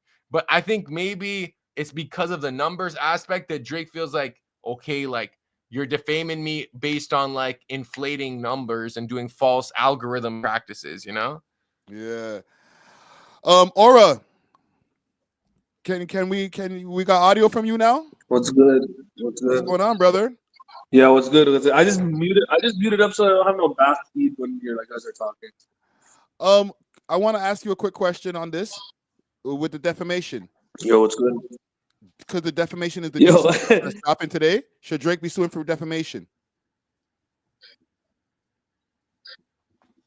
Yo, I love the guy Drake, but it makes him look kind of weak, trying to like, trying to like go through that route rather than just making more music. Because yo, some of the songs that came out of this whole Kendrick Lamar Drake beef, I still listen to, like. Especially like that what Drake has Going Bad, that's a good song. That's actually a really good song. Even Euphoria. So like he could have just kept on going with the songs. This is just like, bro, I don't know, bro. This is the good dude that goes straights, right? So like I love the guy because he's from Toronto. Like I'm from Sixth Morgan. Like I know I love this guy. But like when it comes to his hip hop shit, he kind of falls on a few things. You would never see Kendrick Lamar doing this, bro. Like, don't hate the player, hate the game kind of thing. You know, that's what I would say. So you're not feeling the lawsuit. Okay, I'm gonna ask you one last question before we keep it moving. This guy had the best numbers. Like, Drake used to have the sickest numbers. Why is he complaining now? Just because he's not number one anymore? What the fuck? Well, that doesn't make sense. Gotta watch the F-bombs, brother. Oh my bad. I'll watch that. Now, let's say he goes through with a lawsuit. Can he win? Aura, if he goes through with a lawsuit, can he win? Honestly, so, like, from what I can tell, based on his songs, like, basically he has like some sort of defamation case against him, but if he can prove that it's affected his finances, that would be the thing. If he can't, then it's just a waste of time. Okay. Anything you want to plug before you get out of here?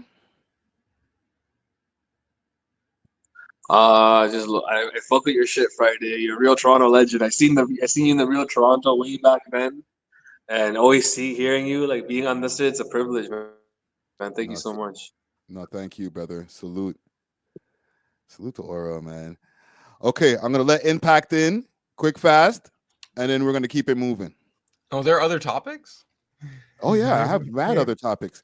Impact. What's going on, brother? What's going on? Yo, I have a question for the guy with the mustache. DJ Czar. He seems like he's a big Drake Glazer, to be honest. Whoa. It's coming in. And listen, I'm just gonna tell you off the top, watch the F-bombs. You can say no, I won't swear. I won't swear. Yeah. But okay, my question is, if Drake had this big problem, because this is what I'm kind of reasoning within my head. If he had this big problem with them, why would he still be in negotiations for a new contract? I'll answer that. Because the issue that they're having with the whole negotiation thing is you're trying to bring my stock down so that we can renegotiate at a lower rate. No, I get that part, but why even stay? Because he wants the money. He wants to re-up for 600,000. Bro, this is Drake we're talking. This is Drake we're talking about. He can go anywhere. He can go start his own. The man's worth like $1 billion. He can go start his own UMG. I think I want to answer this question because this is my opinion. I have no idea, by the way, but in my opinion, if he doesn't re-sign with them, I believe he will get blackballed. I believe they have that much control over his perception. Let me say it like this. What he's doing right now, he's blackballed. This is done. Mm-hmm. He's literally exposing the same things that helped him when he was working for them. That's why he knows so much. That's why he has the insight. He knows exactly what they did because they've been doing that. This is not new.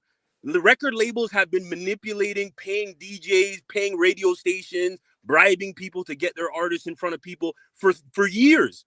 So this is not new stuff. It's just the way they did it. They kind of pushed him aside and said, you know what? We're going to run with Kenny for now.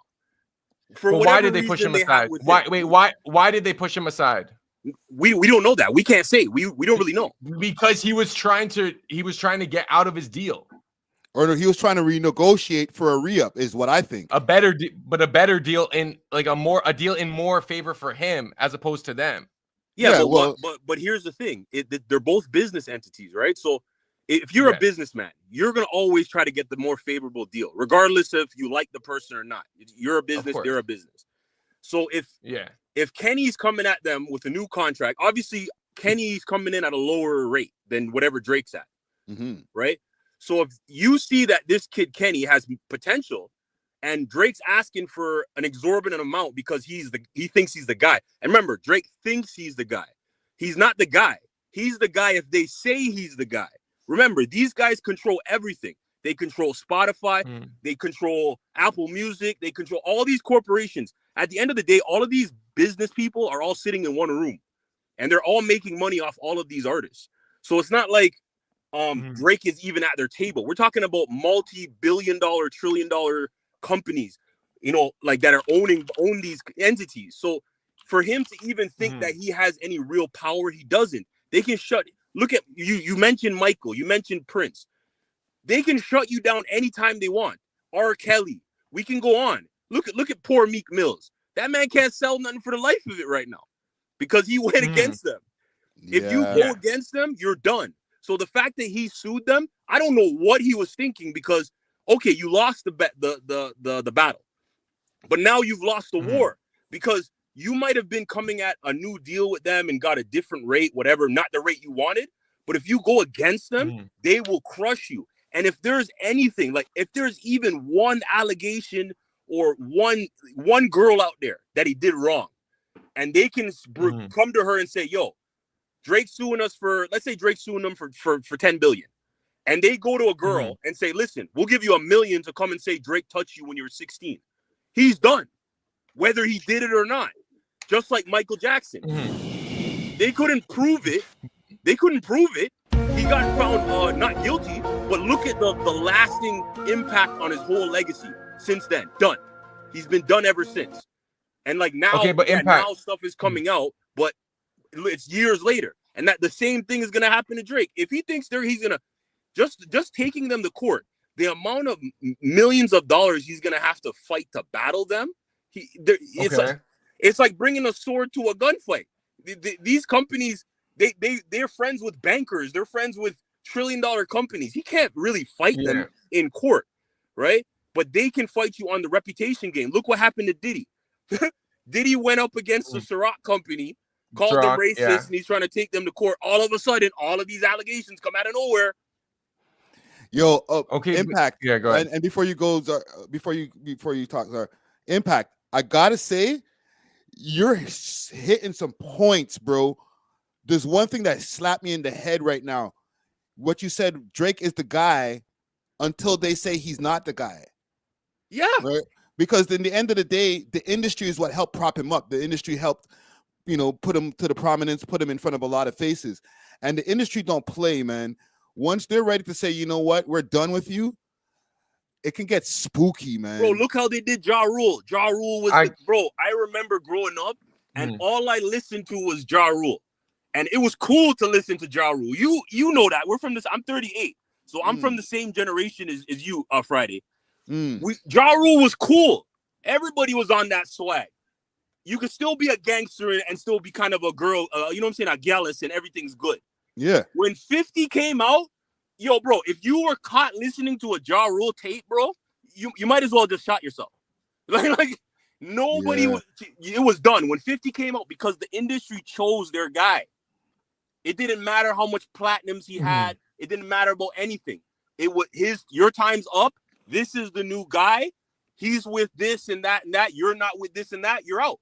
And no matter what Ja Rule put out after that, I remember when he put out Clapback. Yo, Clapback was fire. Yeah. And I remember listening to that and said, oh shit, like, yo, 50's gonna have a problem. Like, if Ja Rule's not going out without a fight. Nope. But that never got no, as good as it was, it never got no real runaround. It never got played like how 50 Cent's diss tracks were getting played because they chose their guy. And the same thing's happening now. Like, I'm a Kendrick fan. I don't really like Drake like that. Like, I don't hate him or nothing. It's just he's not my vibe. But when you look at how things played out, he's a pop guy. You know what I'm saying? Like, he makes hip hop, but he's more of a pop guy. But if it looks like the music world is shifting towards more of a hip hop conscious kind of zone, that's the way the record labels are going to shift. They don't move like the industry. They try their best to steer narratives, but they do sometimes even the public chooses up, and then they have to flow wherever the public is going. And that happens sometimes. Majority of the time, it doesn't happen like that. They put drill in front of us, and that was what we went with. Nothing was on but drill. But then slowly people didn't really want to listen to that no more. And then Afro beats came out. And now what are they doing? They're pumping money into Afro beats because that's the direction it's going. But if they see there's a battle and online it looks like Drake's losing, they're going to pick their horse. Like if I'm racing two horses and I see one's losing and I have a chance to bet at the end of the race on who's going to win and one's ahead, I'm going to bet on the one that's ahead. After Euphoria, I'm sorry. After Euphoria, I can't say after Euphoria, but after Meet the Grams, the battle was done. In my opinion, that man went in on your whole family, bro. Like the man went on your kid, your dad, your mom. Like he just chewed up everybody. So after that, I was done. I was like, okay, Drake's cooked. I don't know how he's gonna come back from this. And then when he dropped Not Like Us right after, he didn't even give Drake a chance to breathe. I was like, this is over. So if you're a record label, you're watching this, and then the hard part 6 comes. Drake sounded defeated. He's saying he doesn't want to battle no more. Yeah. So that's not gonna make the record label money. So they're gonna go, okay, you don't want to battle no more on the Hard Part 6, you're done.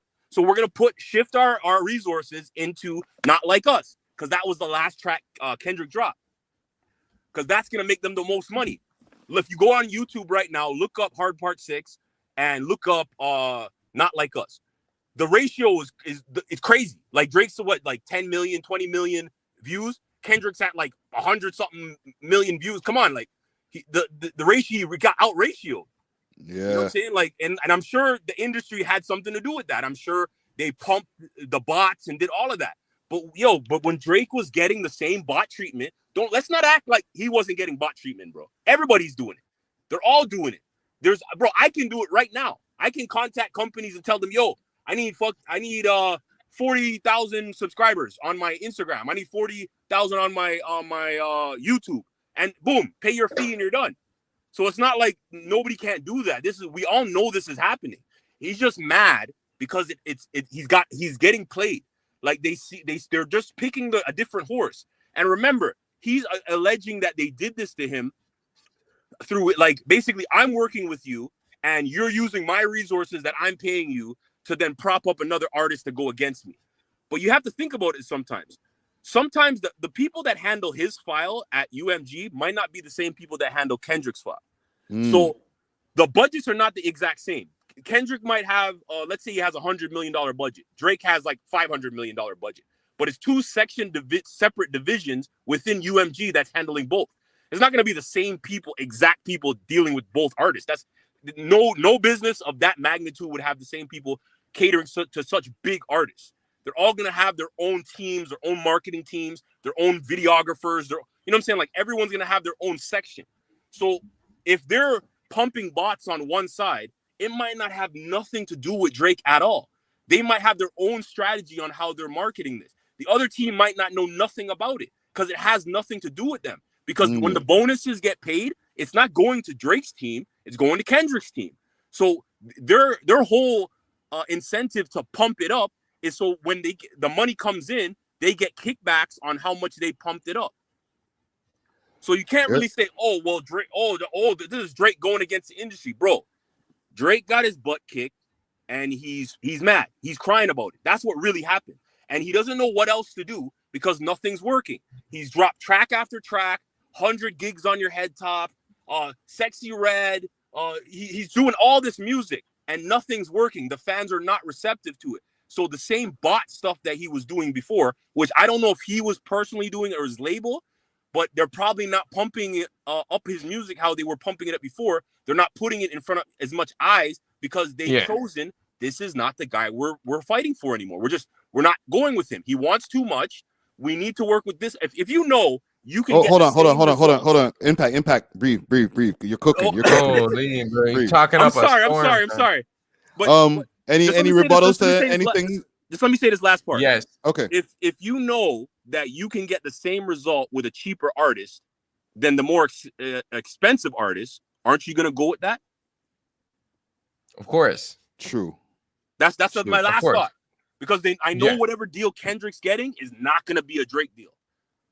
Okay, I'll say this. And Zara, do you have any rebuttals or anything that I do because I don't disagree with most of what he said. I do believe that you're only up because the industry chooses you. But I will say that there are certain artists that are able to crack through that plateau. As Down to Earth said, Kanye West, you could tell they did not want Kanye there at one point. Of course, but look at Kanye. He canceled himself many times, but he's a businessman, right? Yeah, go ahead. Because he was able to establish himself as an independent business entity separate from the label. Now it's like, yo, you're not even supposed to, like, the industry doesn't even like push Kanye. He just pushes himself and he has that cultural impact. So Drake is on that same level. Unless they remove his Instagram page. Because look, Drake by himself, like, you can't deny he has his own cultural impact that's kind of like separate. You see when he's dropping his songs on IG and stuff, like, it's not like no one's seeing it.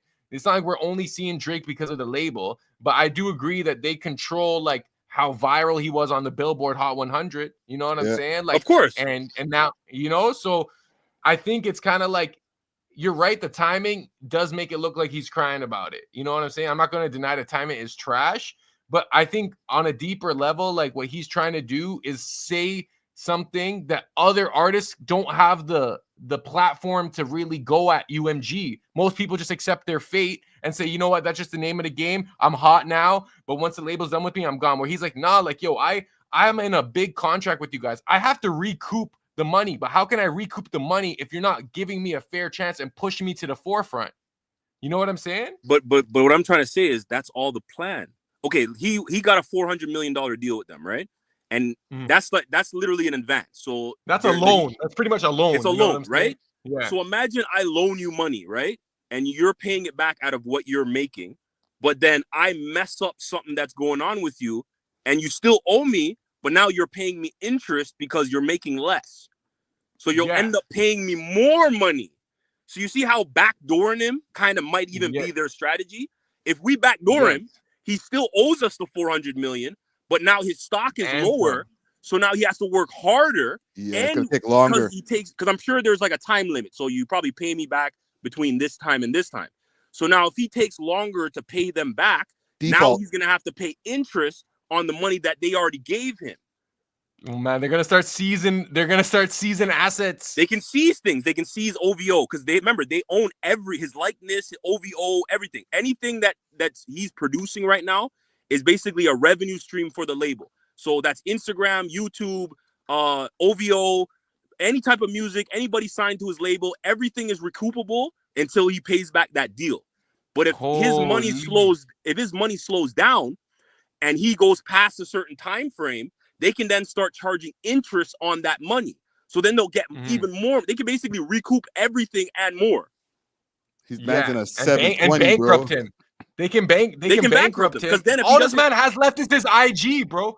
All he has is IG left, bro. Yeah, let's say right now he's doing bad, but let's say especially after this is rough. But let's say his music just flops from here on out, and he can't really recoup on the time frame they want. They can now sue him and start taking back stuff. Ooh, they can sue him and seize his house, seize his record label, seize his jewelry. They can start companies. They can go in on him. That's why I said he signed with the devil, and the devil is coming to collect. That is crazy.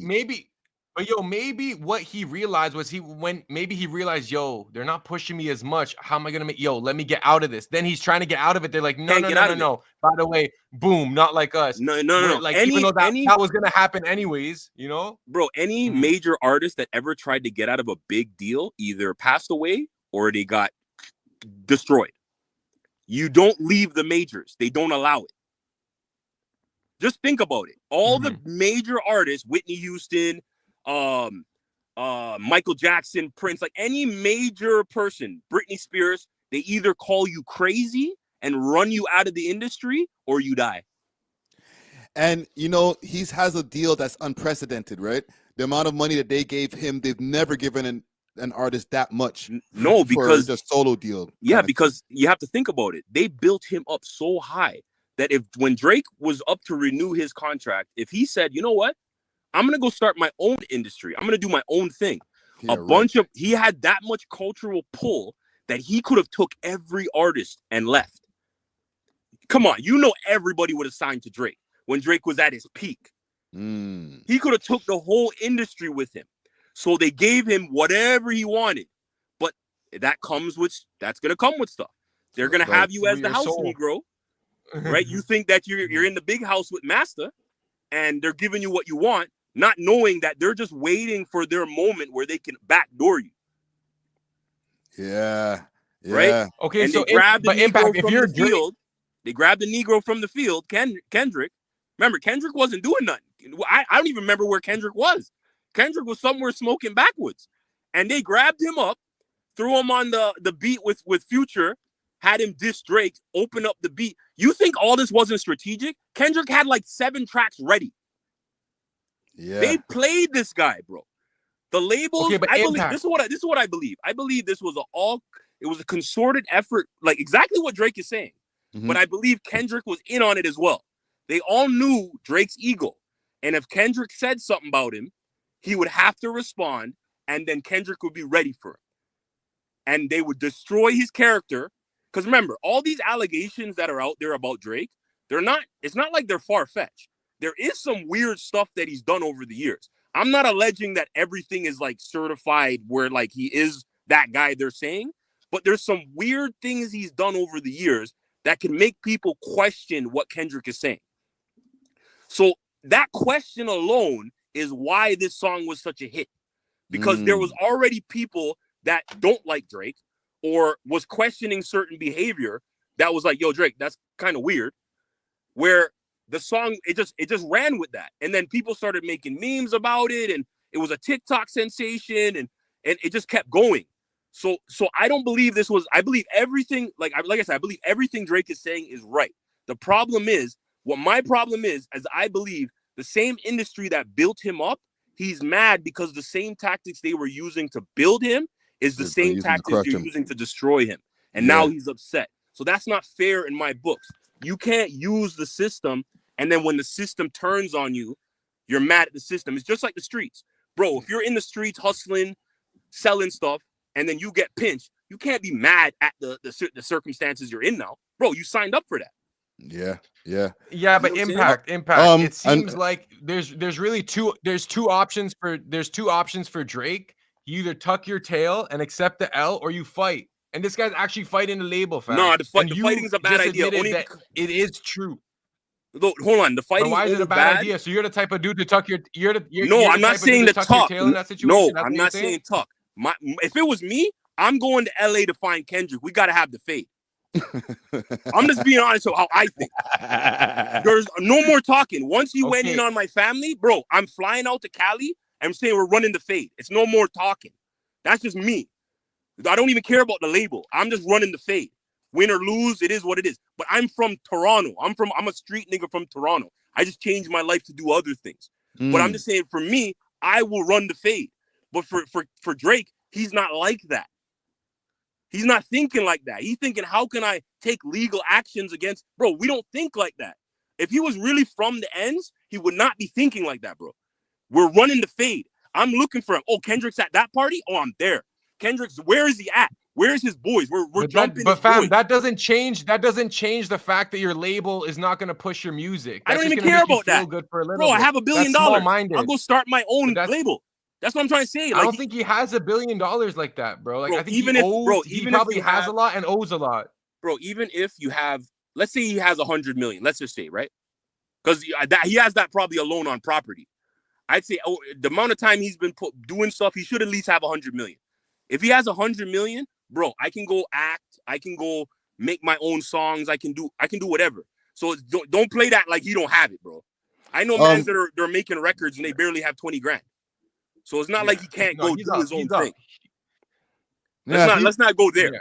He can go do his own thing. But he has an expensive lifestyle, bro. Like, he's used to a certain income flow, bro. And, like, it's not even, you know what I'm saying? Like, he probably has 100 mil. I get what you're saying. Are probably mod, you know? No, like, bro, so I get what you're used saying. To that treatment, bro. Like I saying, but that's some like privilege shit. Like, I'm sorry to say, but like, it's privilege. Like, you can't just be like, oh, I'm not gonna fight. I'm not gonna do this, bro. Like, I'm gonna sue them, bro. That's just not how I think. I'm just not suing people. I'm fighting. I'm showing up at the record label and I'm gonna kick off with the people in the office. I'm gonna go Dame Dash on them. Yeah. Like, I'm just not that. I don't know. Maybe I think different. Okay, hold on. We got to stop the back and forth because I got to bring in more people. Yeah, bring in somebody else. But impact. I just want you guys to think about the other side of the things. You know what I'm saying? Like, it's like you're thinking kind of one-sided when it comes to like, yeah, we're going against the system, but yo, bro, you have to think about it. He was the system just a couple months ago. Yeah. Listen, you know I respect the opinion that you're bringing also, Impact, because you're coming from over here in Toronto, and you're not like what they call Drake Glazers or whatever. They think everybody that comes from Toronto is just going to be pro Drake. So I respect your opinion because it sounds very objective, but at the same time, you're not a Drake Glazer. You know what I'm saying? No, I don't even have a problem with him. I just see it for what it is and how I would react to certain circumstances. Like I said, like, if this was me, I'm not suing. I'm kicking indoors. Like, that's just how I think. Like, yeah, I'm going to jail, but hey, that's gonna be great for my new record that I'm dropping after that. Like, that's how I'm thinking. Like, I'm gonna write a rap about kicking in the door. I ran up in UMG. punch this guy. You know what I'm saying? That's what I'm thinking. That's gonna be the new record, and everyone's gonna rate it. Bro, if he ran up in UMG and got arrested for fighting them, I would rate that 100% right now. I Yeah, but if you cannot think rate he's him blackballed suing them. now, He'll turn into the old dirty bastard, bro. But that's But based on that's how your mans that's used to based do on it. your environment. When the Locks had a problem, they ran up in Diddy's office. When 50 had a problem, he ran up in the office. Anytime the real guys had problems, they ran up in the offices and they threatened people. They weren't on this suing business. They said, yo, I want out of my contract or I'm burning this building down.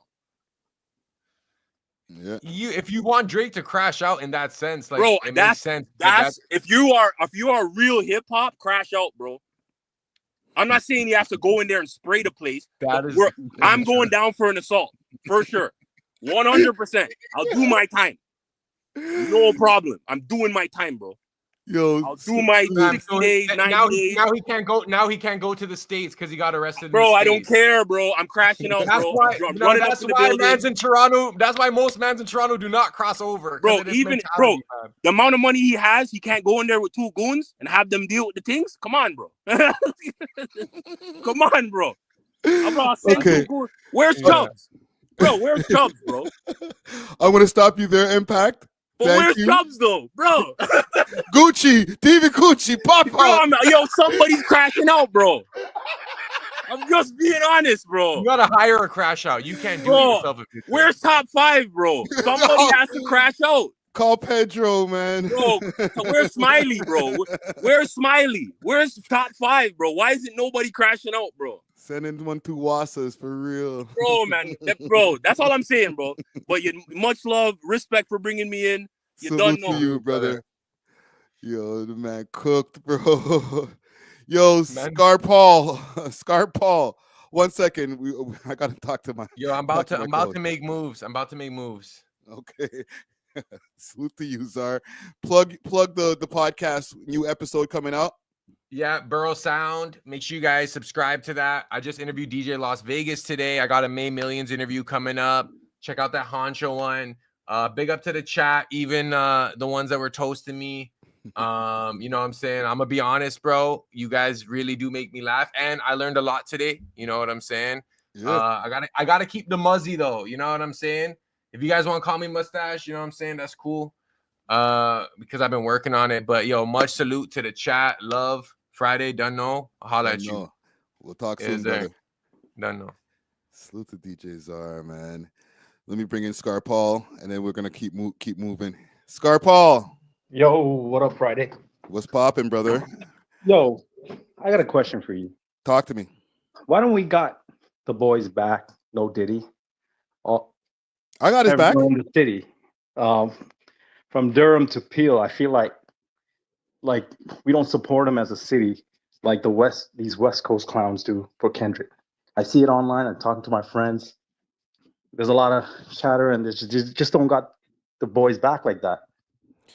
There's different degrees to it, right? For the younger generation, I think the younger generation, they might be feeling a little apprehensive. Some of them don't really like the ones who are not the gully side guys. They don't really care about Drake like that. They're doing their own thing, right? Yeah. And then the gully guys, they might be kind of looking at it from the perspective of, okay, cool, we're all good and all that. You guys, you follow me and all that, but can I get a feature? Can I get on your shit? Can I get on pause? Can I get on your album? He put the city on his back. Come on, man. Like this man put in years. I'm just saying. And now we're why going the against people? him. I'm hearing a lot of chatter from my friends. They're all going against him now. It's all cool to hate on him now, but the man's been putting the city on his back for years, and now we can't. You know, look at these West Coast clowns. If Kendrick had lost the battle, I bet you no one would have ever gone against him still. You might be right about that. But hold on, let me finish right here, right? The other generation, the older generation, the reason that they don't have Drake's back is because they never had his back from the beginning. The people from my generation and let's say a couple generations below, like, 35 and up, let's say, it's kind of like you picked the wrong guy. We have so many gully talented guys from this city that could have represented our country, but this is the guy you picked. And I'm just saying this from a person who's been around people who've No. talked shit about Drake. You know what I'm saying? Like, yo, they He paid picked this capital, guy. yeah. You know what I'm saying? That's always been the sentiment around my generations of people. So that's the reason I think collectively we didn't have the same kind of support for Drake that people had for Kendrick. Yeah, no, I get you, but I'm just feeling like cats are not even trying to play his music anymore. They feel embarrassed to put him on now, and bro, the man. I don't believe that. I think that's cap. I think the people who messed with Drake still play his music. People who go to clubs and stuff like that when they want to I'm get just seeing down. the tides kind of changing. It's just pissing me off. Like, why don't we got his back like the West Coast clowns do for Kendrick? Yeah. We should be OVO till we die, right? And the man's put anthems on. This is the problem. Who's gonna replace him? These idiots think that Kendrick's gonna replace. Kendrick just sold 250K. I don't know how much he sold, but he ain't gonna run the game like Drake's done for the last 15 years. I don't know why these. You know what I mean? Like, what anthems is he got? Like, the clubs are gonna be dead. Nothing's gonna happen. He can't put the game on his back. This was all a play by UMG. I don't know why these Kendricks K-Boss don't see it. They think it's a bigger picture. Drake wants a piece of UMG. They don't understand that. It's $1 billion in play here. Yeah. They think it's about the battle. Kendrick was just a pawn. He's a peon compared to what Drake's trying to do right now. The timing is bad. I get it. The timing wasn't. He shouldn't have done this while Kendrick dropped an album. Stupid move on his part. But there's a bigger things in play here. He's trying to get a piece of UMG. And they're not going to understand, like I said. But like I said, I'm just seeing it as long as, like I said, I was there in the early 2010s when he was blowing up, and now I'm trying to see all this downfall. Just pissing me off right now. But so wait a minute, you said you were there in the early 2010s. Yeah. You're asking me the question, why hasn't Canada or Toronto, let's say specifically, had his back like that? Why do you think, as somebody who's watched the come up? The thing is that I just don't feel like we have too much pride in the city like these cats in America do, and about their regional rap stars and whatnot. But I was there, like I said, I've seen this all come up. I'm from Scarborough, so I was in Habibi's during the mid 2015s. I mean 2015 when even when he was dropping. If you're reading this too late, the city was up. PND, everybody, Weekend, OVOX, so everything. The city was. You remember that time? It was crazy, and everyone had at that time. It was cool to support him as much as we can, and now everyone's turned their back. Well, just me seeing things right now in the landscape. No, you're. I don't see people have maybe turned their back. I don't think they just had his back in the first place. No, I feel you. Right, because there's a difference, right? There's one thing when everybody's like they're at the party, and then all of a sudden, you're in turmoil, and then the party's empty and the phone goes dead. No, those people who don't support Drake, they never supported him in the first place.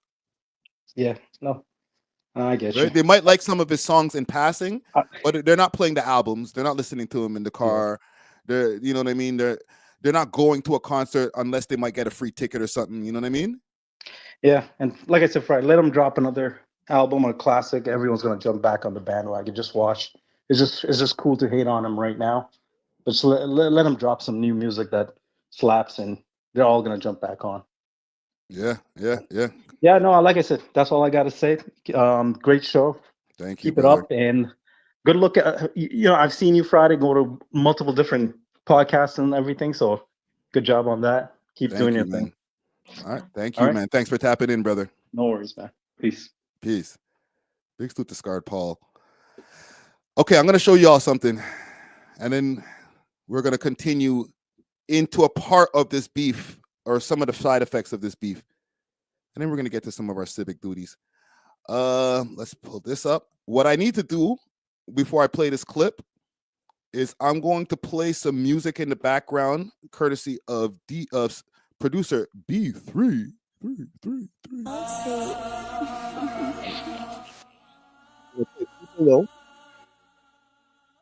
Okay, because I ain't trying to get no copyright from you, Joe.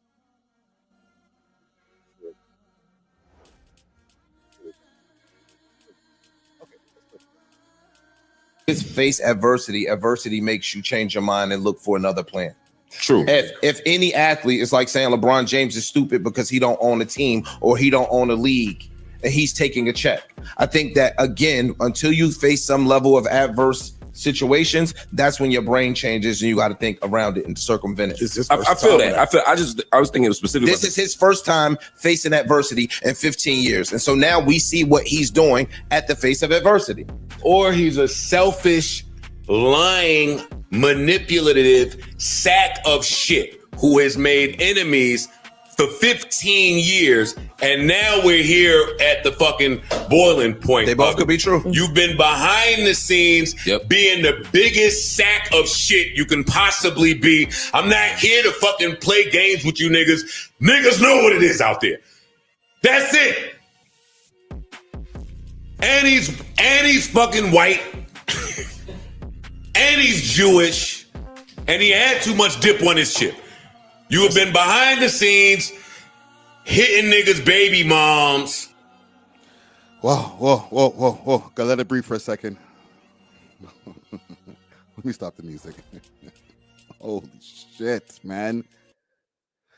Okay, let's let it breathe for a second, because I know Joe Budden is very passionate. Here's the thing. I feel like Joe Budden has a hidden agenda that he's just not telling people about. Lil Sprice, like Sprice says, he's cooking. Is he?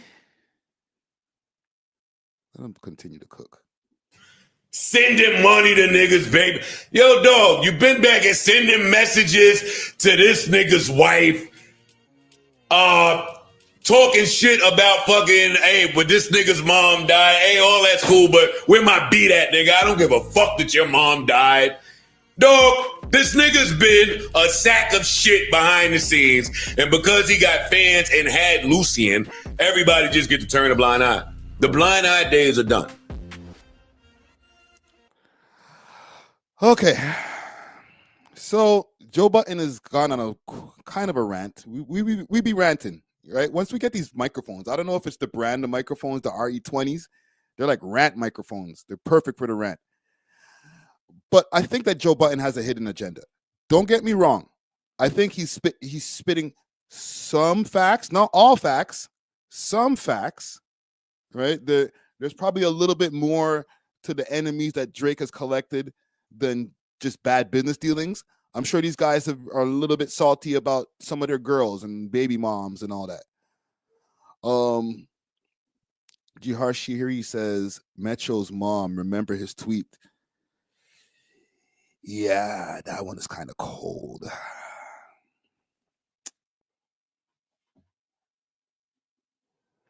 Let me sit and think about this for a quick second before I just wildly react. Salute to Nerdy Girl. Says Friday don't want to believe it. It's a lot, man. It's a lot.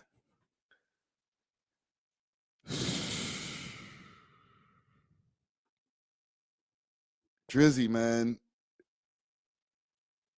They got you under pressure, bro.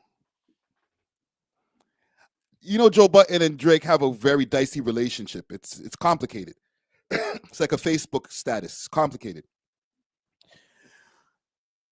You know, people will allege, because I'm seeing posts on different places saying that Joe's just mad because Drake smashed Tahiri back in the days. And Joe put this behind a paywall. He was smart today. But at the same time, bro, if the business is true, damn, bro. It's not a good look, Drake. Here's what I think Drake needs to do. Y'all been seeing this whole Mr. Beef debacle that's been going down over the last 2 months, especially over this summer. It's been really a hard year for Mr. Beast. We can put Mr. Beast and Drake in the same category. Okay? When it comes to people trying to see his downfall. Let me see if I can find something. Because when it comes to Mr. Beast, he had so many allegations coming against him. There was a dog pack video that came out. All types of shit that were just making shit super difficult. And he wasn't saying nothing. Drake is saying a little bit more, but he wasn't saying anything. And then lo and behold, right near the end of the year, he said, okay, all right, I hear everybody's complaints. You know, I see how everybody feels about this shit. Let me do an actual interview. And he did an interview with the homie Oompaville. It's sitting at 2.3 million views right now. It's an actual serious interview. Just a doc. All the evidence into like. It's not a live stream. You know what I'm saying? You're not playing some games and gambling and doing all type of other shit. It's an actual real interview. This is what Drake needs to do. And I'm not even saying, listen, and I'm just going to say it straight out, bro. Give the culture what they want, bro. We need answers. And no play things. Not no play answers, no XQC, real 6 sides and all that type of other bullshit. Like real sit down. Like you see the picture here? This is from an interview. Okay, this is from his Rap Radar interview where he was able to decompress and give real thoughts, get challenged by the interviewer if need be, and then get everything out on the table. Anybody has any complaints, refer back to the interview to hear what Drake's thoughts were on the Kendrick Lamar battle, on the way people have been doing the 20v1 against him, all these different allegations, his thoughts on Joe Budden, and maybe even the cahoots that TDE or maybe PG Lang has with Joe Budden and the podcast. Right? Sweet Mummy News said Friday, do you stop begging for it? Or interview, I guess. I haven't asked Drake for an interview. I think I might have asked Drake for an interview year 2 of the podcast, which was just very ambitious, to be honest. February is going to make 8 years. So year 2 of the podcast, I was like, hey Drake, let's do a podcast. He never seen the message. This is like years before he was even following any of the pages. Okay? So if Drake does want to do an interview and he wants to do it with us, that's fine. I'm not asking, but do it with somebody from the culture. Don't do it with no white chick in the goddamn bed. Do it with somebody from the culture, and then everybody will shut up.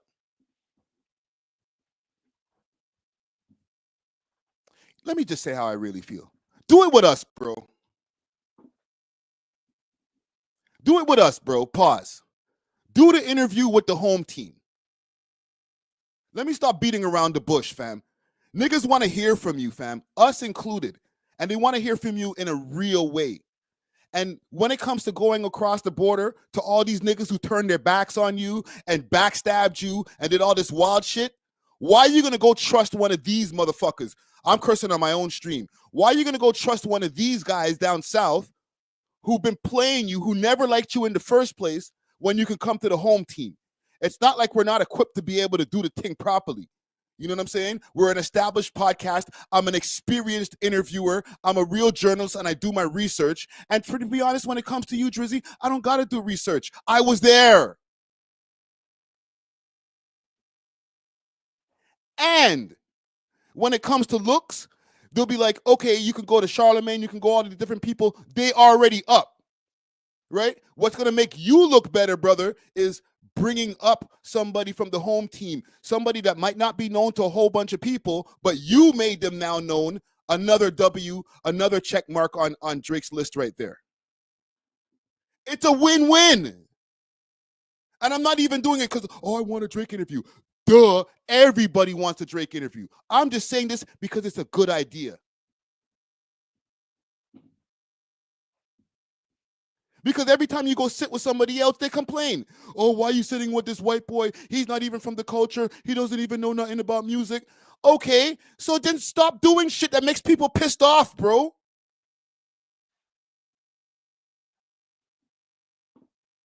It's right here in your face. Pause. And I bet you they'll shut the hell up. I swear to God, I bet you they'll shut the hell up. They'd be like, especially if you answer all the questions. Don't beat around the bush like the Mr. Beast nigga. The nigga Mr. Beast was talking mad shit, fumbling and bumbling and stuttering all the answers out, right? Nah, bro. Come through, give concise answers, be candid, let everybody know while go on, how you felt during the battle, why you might be trying to do this lawsuit. And if they don't like it, then they're really being haters. But they're not going to not like it because you didn't try to come there and tell your truth. And it's not going to be tainted and skewed where people are like, well, he must be paying them or whatever. People done know my pedigree. I'm objective as hell. I've criticized you and I've complimented you. Same thing with a little 4-5 foot you over there in Compton. I listened to his show shit, and then the other day I told him he got a bunch of weird friends. Come on, fam. Let's shut this nigga up over here. Because Joe Budden, like, I mess with Joe Budden. I'm inspired by Joe Budden when it comes to this podcast shit. But he can shut the hell up too. We know that no matter what Joe says, whether it's true or false, the nigga has an angle. So let's clear this shit up for real, for real. You know what? Matter of fact, I'm going to clip this shit and I'm sending it to you. Real talk. Let's get it popping. F Joe Budden, man. Not F Joe Budden because, like, I respect Joe Budden for what he does. You know what I'm saying? But F him same way. Anywho, that's that. All right. Now we're getting through some topics. Just hold on. How many hours are we in right now? Jesus Christ. 2.5 hours. Like, trying to get to some topics. Okay, Lil Wayne. Let's talk about Lil Wayne quick fast. Tunchi, a.k.a. Lil Delulu. Let's pull up this page here. And then we're going to get off of all of this Drake Kendrick bullshit. Because Jesus Christ, bro. Talk about sucking up the air for the whole year, bro. Both of y'all niggas, both Drake and Kendrick. Y'all, nobody else can shine in hip-hop for the whole year. Don't get me wrong. I don't mind. I'll take the traction. But I'm sure there's some other rappers that are like, hey, yo, we rap, right? Can you pay attention to, I'll crash out. If you want me to crash out, I'll crash out. Somebody do it. Cover us, react to our news stories, because, like, y'all niggas just taking up all the space. Jesus Christ. Hold on, let me go back right here. This is what I said to Lil Wayne. Y'all can see this on the screen. I said, now you're acting Delulu, bro. Cut it out. We love you. You literally whined about the Super Bowl over and over. Go congratulate the man and call it a night. And the reason I'm saying this is, I guess from the first track from that Whacked Out Murals on the Kendrick Lamar GNX album, he mentioned Lil Wayne. He said his hard work let Lil Wayne down. And Lil Wayne said, what? He came up from the lean cup, said, yo, man, what the F did I do? I just be chilling, and they still come for my head. No, he didn't. He calmed down. Let's not take kindness for weakness. Let this giant sleep. I beg you all. No one really wants destruction, not even me, but I shall destroy if disturbed. On me, love. Don't cheat. Let me ask you guys a question, because I think you guys are a pretty intelligent panel or set of chat over here. Can Lil Wayne, crazy question time, can Lil Wayne beat Kendrick in a battle? Right? We just saw what happened this summer with the whole Drake and Kendrick Lamar battle. people have their thoughts about Drake and whether he's equipped to be able to battle anybody, Ray Tay. However, he's gone to war when it's time. He went up against Meek Mill. He went up against Pusha T. No matter what the results were of any of those battles, he battles. Okay? Win or lose, man goes into the fight. Tunchi now, is he ready for battle? Because I'm hearing a little bit more than just him just doing this little tweet. I think there's an Instagram post saying something about this. Let me pull up the post here.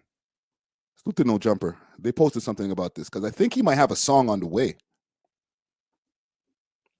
Don't cheat. Somebody, I'm hearing it. Sorry. Here comes Joe Budden again. Listen, Joe has some serious bots. Joe got bots too. So If somebody picked up the phone, tried to call and see what the energy was. I'm hearing that Kendrick didn't answer. Well, he told us in his letter, I go without a phone for months anyway. Don't call my phone. Yeah, but if I'm calling you rapper to rapper and you don't answer, it's like what Mark told fucking Flip when they had their shit. Say it. Somebody, I'm hearing this. Somebody. Now I'm going in the booth. You have until I get in that booth to hit me back. I don't want to hit you back. Don't, go in the booth. Go in the booth. Let's stay there for a second. Are we talking about Wayne? Yes. I'm hearing that Wayne went in the booth. Oh.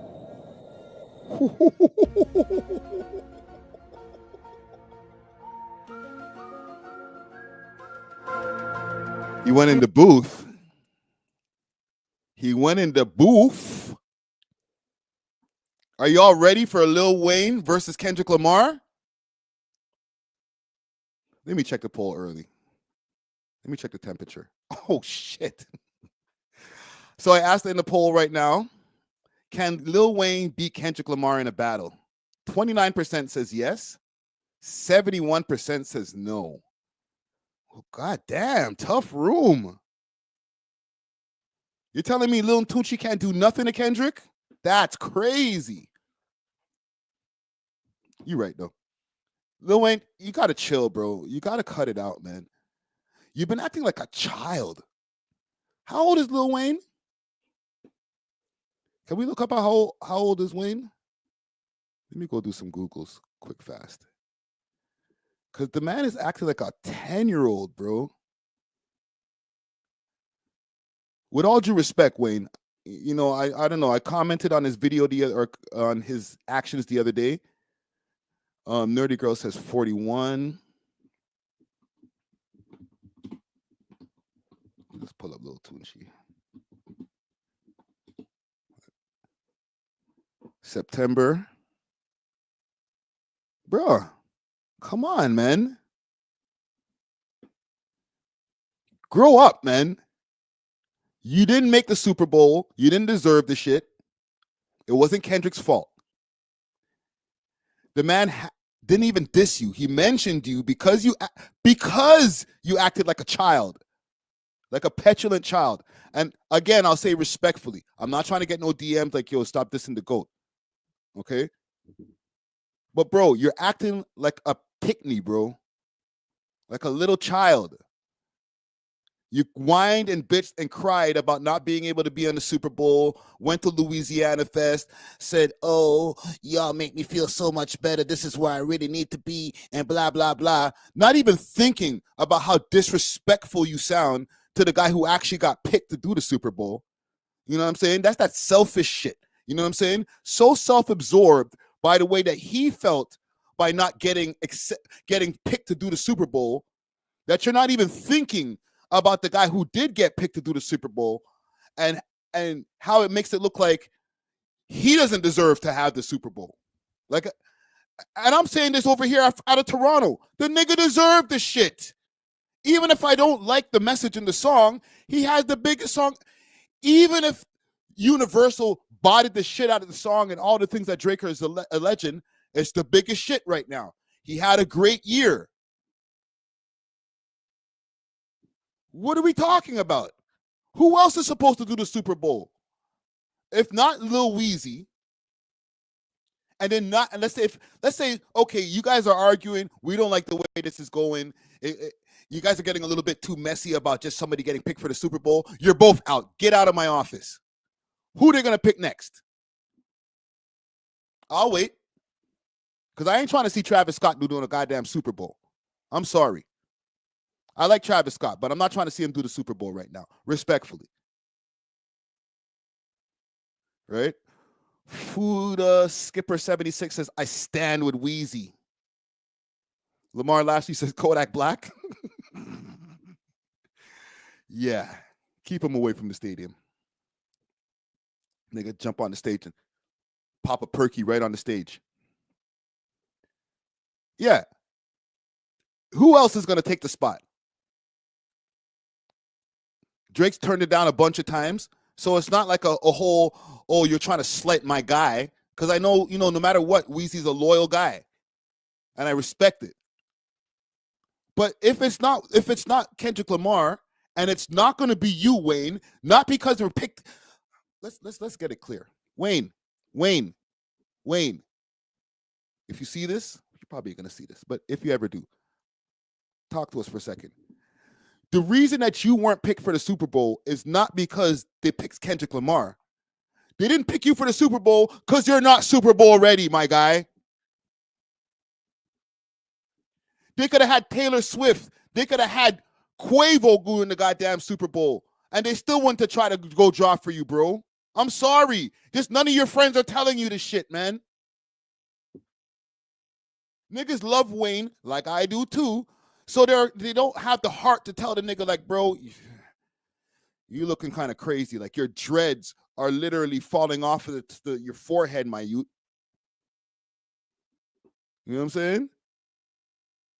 Like, I can smell lean coming out your pores. I'm sorry. Great music, legacy, Super Bowl? Not really. But now you're deflecting as if the Super Bowl thing wasn't a you problem and you're making it Kendrick's problem. Don't do that, bro. Like I said in the tweet, we love you, Wayne.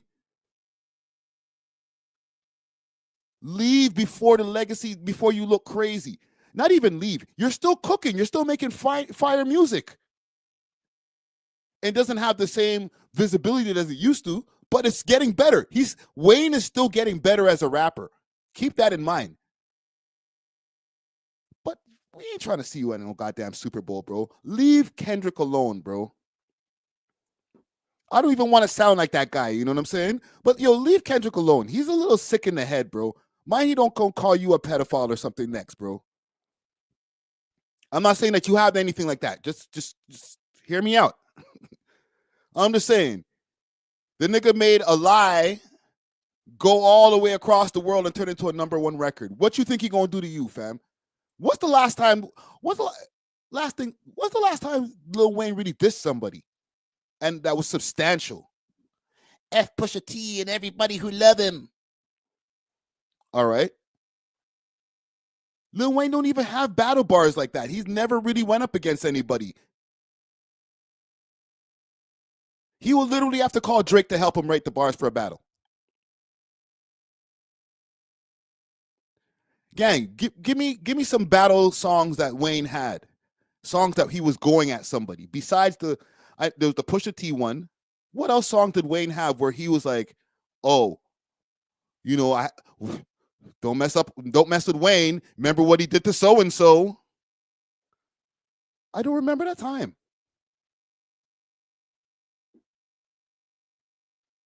See? Nothing. I don't see no songs in the chat. I'm sorry, Wayne. Just fall back this time. Okay? We still love you, bro. I think I got all of the Drake stuff out of the way, if I'm not mistaken. What I want to do, quick, fast, I'm going to pop up a couple of things here on the screen. Got a couple of interviews on the way. Let me pop up some shit right here. And I'm going to take a quick break, 2-minute break. Go become a member of our channel right here, yo. I'm trying to load up. I got a bunch of interviews that I'm doing right now. I just finished doing the Nimanaz interview. I got the Marlon Palmer interview dropping right now, and Four Corners I just uploaded, and we're going to be uploading a few new interviews. So anybody who wants to get interviews ahead of time, become a member. Sometimes the interviews sit in there 2 weeks ahead of time. You know what I'm saying? You'd be like, I saw that already. We're a member. Okay, let me get a quick. Give me a quick second. I'm gonna play something out of this, and then I'll be right back. Validation to be able to be accepted inside. It This just is was true. what it was. This It just is was true. what it was. Including, Salute like, to- as much salute as to we DJ all Four love Corners. Cardi, Cardinal Official didn't really blow up in Canada outside of Toronto until he linked with Akon. Dangerous. And started doing things internationally. We Yeah. here, you know, if you knew, you knew type thing. But he wasn't the star that he became until after that, because at that time we had not had any breakout artists in Black music from Canada. Yeah. And we really looked to the US as like the big bro and we're the little bro. Mm-hmm. And that's just what it was. Kids growing up now, like my daughter, for example, doesn't understand that there was a time when people didn't really check for Canadian hip hop. It's Yeah. just normal for her to be, the biggest rapper in the world from here. What are you talking about? Yeah. But like, it wasn't that long ago that it was not that. Yeah, and you know, she probably listens to other Toronto artists. And Yeah. it's like, yeah, I like these guys or this girl, and I listen to them on heavy rotation. Absolutely. And it's just beyond her to understand that there was a time when Toronto was not on the map. Yeah. And I think it's beautiful because it's standard now. Of course Toronto's on the map. What are you talking about? Yeah, yeah. And it must be also beautiful to see, just knowing now, getting a little bit more education on your first meetings or first knowing about Drake's being an artist, just to see now full circle, you're in the stadium, he's in the stadium, you guys are both looking at each other like, yo, we're doing different shit in life, man. Yeah. And we've done different shit at different times too, where like I remember one time I was DJing the F1 Grand Prix in Abu Dhabi. Okay, I'm gonna have to save that for when the interview drops. I'm gonna drop that next Thursday. Big salute to DJ Four Corners. That's the official, the first actually and only DJ for the Toronto Raptors. All right, so big salute to my brother right there. Okay, I got some civic duties that I'd like to handle. Actually, quick thing, I want to give a quick announcement. And big salute to DUVY, aka 17 DUVY. Let's pull this up right here.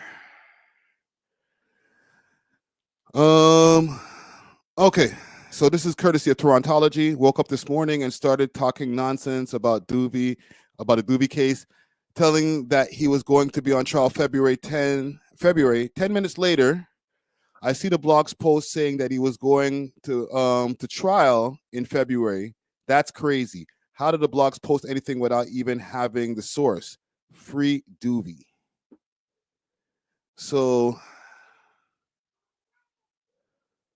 the blogs are saying that he has a case coming up on the 17th, or sorry, in February. But I don't think it's just the blogs that are saying that. Let me just go a little bit deeper into the wormhole here. Hold on, let's go back to the cover of Torontology, because I think there's something that popped up that was giving a little bit more confirmation. And for the people who don't know DUVY, Toronto rapper, he's been doing his thing for a while. What's this? What the hell is this? You guys got anything to say? Oh, buddy, have a good day. All right. That's our SWAT team over here in Toronto. The enforcement task force, or I don't remember what the acronym means. But yeah, the ETF. These are the guys who come knocking on your door. Record this.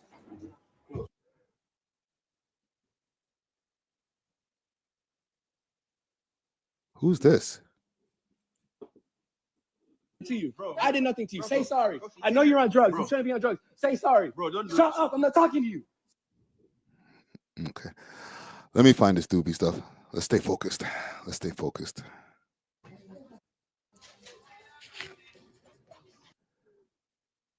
Okay, here it is. Next event. I don't know if they think that this is his paperwork. So this is his name, Tafari Minyat. Rep name unknown. Committal date. I don't even think this is the right shit, man. I think for the people who are trying to get any clarity on when DUVY's case is coming up, I don't think they have any clear answers. You know, you all can correct me if I'm wrong. The Reddit and different internet pages are saying that he's getting a trial coming up in February of 2025. But I do not see it. If they don't have any proper paperwork to be able to show me what's going on with this type of stuff, I just can't believe just what the internet is saying. So I don't know. I just wanted to clear up some things just for the people who, all right? There's this post here. There's another post. Let me find it. I'll find it. We can't be having people fake newsing out here. What I will do is start doing my journalistic work behind the scenes and try to find out some answers. Okay? I haven't been really keeping up with the DUVY case too tough. For the people who don't know, he's sitting in, he might be in the South, if I'm not mistaken, right? The South detention. And that's for unaliving that happened back in 2023. But as far as any updates on his case, people are saying February is when he's going to trial. To be honest, I don't believe it. Okay? I think that's just internet talk. Unless somebody can give me some answers from inside of the courtroom, I'm not going to confirm that this man has any dates coming up. But like I said, what I will do is I'll do my behind the scenes work. I'll hit up a couple of people that you know, not no police or anything like that, obviously. But I know some people who work in journalism who work behind the scenes or get information behind the scenes. So I'll give you guys an update on DUVY as soon as we get it. Okay. Let me just talk about this quick fast. Did you guys see the What's the Dirt video that dropped not too long ago? Let me go up on YouTube. Big salute to the homie Matt from What's the Dirt. I know people have mixed feelings about him. He's not as popular with the people as when he first dropped the Kendrick Lamar Drake predictions. Let's see. What's the Dirt? He just put out a video on J.Cole and Drake's friendship. There we go. Drake and J. Cole are about the only two superstars in hip-hop history to consistently get pitted against each other while maintaining a genuine friendship for their entire careers. However, the beef between Drake and Kendrick Lamar certainly complicated this situation, and as of today, Drake and Cole do not appear to be on the best of terms. Right now, it does seem like there could be some tension. It's pretty crazy because while I was researching this video, Cole dropped a new track reflecting on his thoughts about the beef and ensured to let the whole world know that he still supports Drake. Start another war, hey Drake, you'll always be my. I ain't ashamed to say you did a lot for me, my. This track was not received very well, but I do feel like this video will shed some light on why J. Cole made the choice that he did and why it made a lot of sense for him. And by the way, this the beautiful thing about this video right here is the way that he brings everything full circle, right? It's talking about that Port Antonio song and the mixed feelings that the people, as well as I think Drake had about the song, because I don't think Drake's really trying to hear anything that J. Cole is saying right now. A lot of people take shots at poor J. Cole. I say poor J. Cole because he's kind of a wuss. I'm not going to lie. Talented lyricist.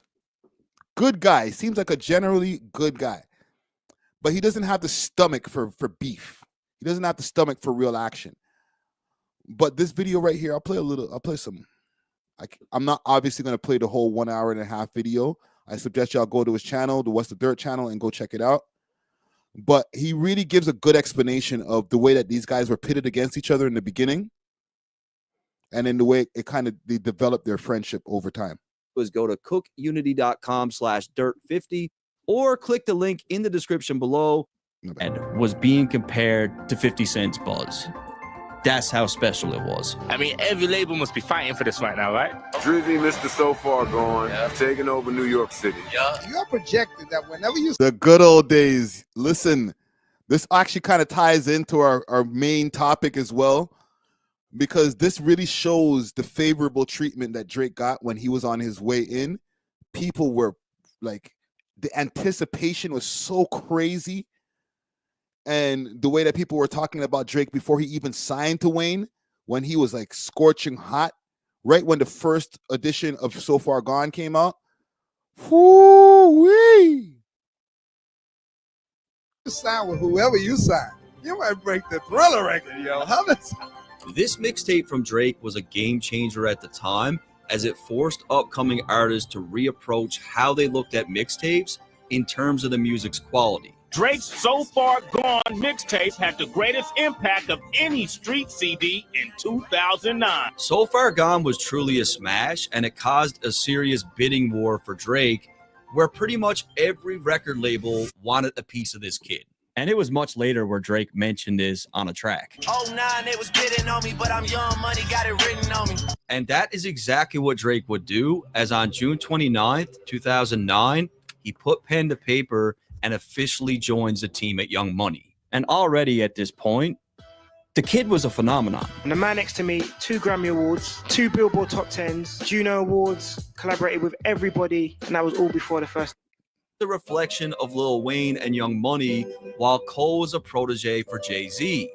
With 2 new mixtapes under their belts, fans and the media began to compare J. Cole and Drake. They say that you could be. Do y'all remember that when it was just J. Cole and Drake? It's like the good old days.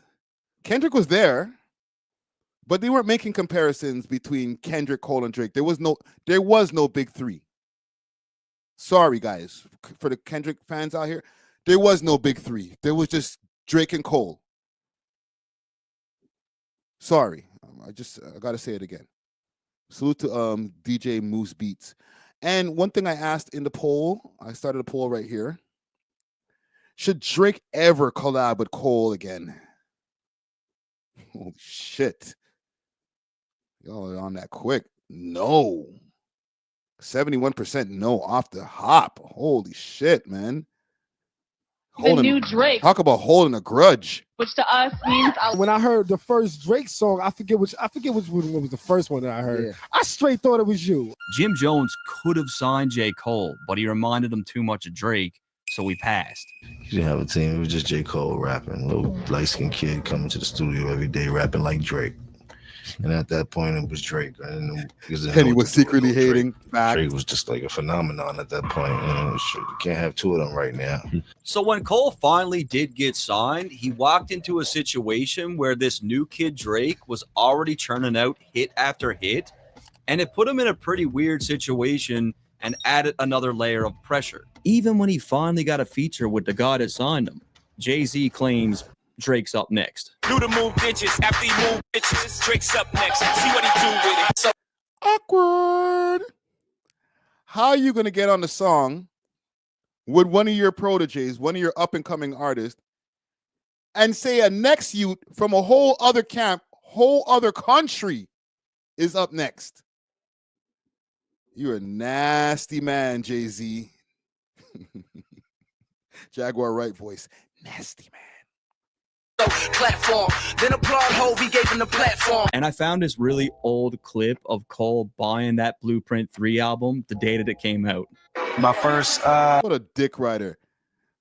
The man bigged up a whole other nigga on the song that he let you feature on, and you're like, watch me go buy the album. Good youth.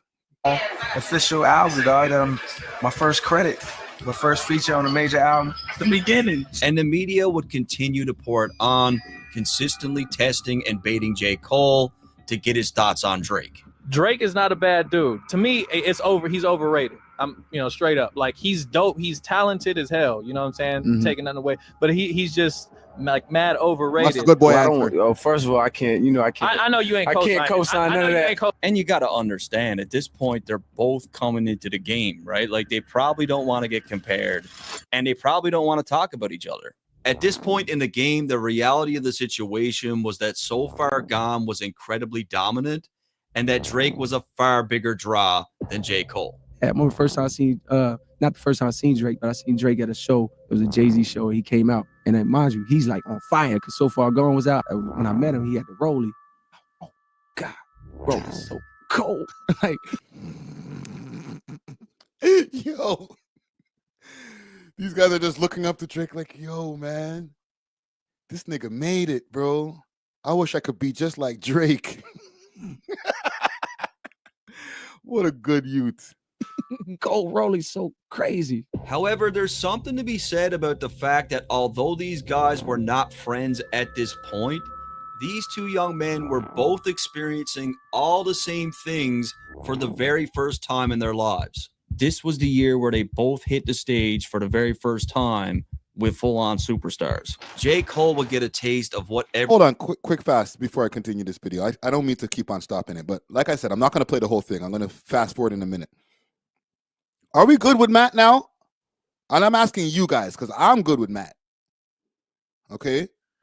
But I know that people have had some mixed feelings about What's the Dirt over the last couple of months with his opinions on Kendrick Lamar. Can I just get a quick temperature check? 1 in the chat if you're good with What's the Dirt. 2 in the chat if you still have him canceled in your mind. Please. I just want to know. All right? I'm not going to not play the video if you guys don't like him. I like him. Sorry. But I just want to know because y'all turned on this man, bro. This video is amazing. The narration, the research that he did additional research than before. You know, he went and talked to people in the camps and try to get more information than just doing his Googles and stuff like that. So kudos to him for that. But, bruh, you would have thought this man just makes some little rinky-tink videos just because he dropped an opinion that people didn't like. All of a sudden, all his work was trash. Oh, no. Artificially ignorant says 37 niggas. You're never going to let him. Nobody's going to ever let that one slide, right? everything looked like when he started to hit the stage with Jay-Z. I got mad love for you, bro. But that one right there, and he said 37 times for the 37 years that he was alive. We could all laugh at it now, bro. It's fine.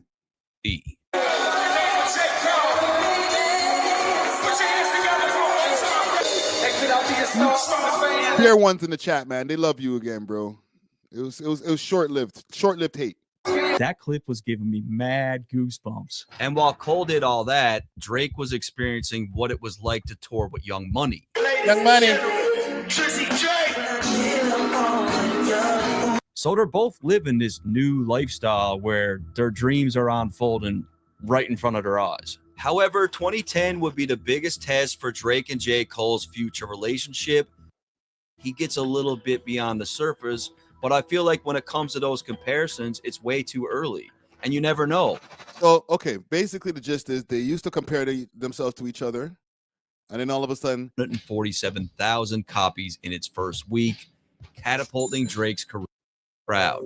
If these two dudes didn't like each other, it was hard to tell. And this right here was the tipping point where these two young men picked a path that was very different from what we've seen in the past. The chances of J. Cole and Drake beefing was far greater than them ever becoming friends. They were both very young, very hungry, and they both had a lot to prove. The media and fans were constantly baiting a war, and who knows, maybe even some of the people within their record labels also thought a beef would be a good look out the gate. I mean, as I said already, these guys were going through all the same things. Like, they had a lot to talk about. They had a lot in common. So when they met, they clicked and they said, fuck all that. After the show that night, we would see what I believe to be the first documented photo of Drake and J. Cole. Watch Rihanna right there. together. And even after this moment on stage, the media continued to ask about a potential beef. Is there or is there? I didn't even like, to be honest. Like, I was there, but so much media stuff goes through my mind. I didn't even remember that the media had them like Drake versus Cole. That's crazy.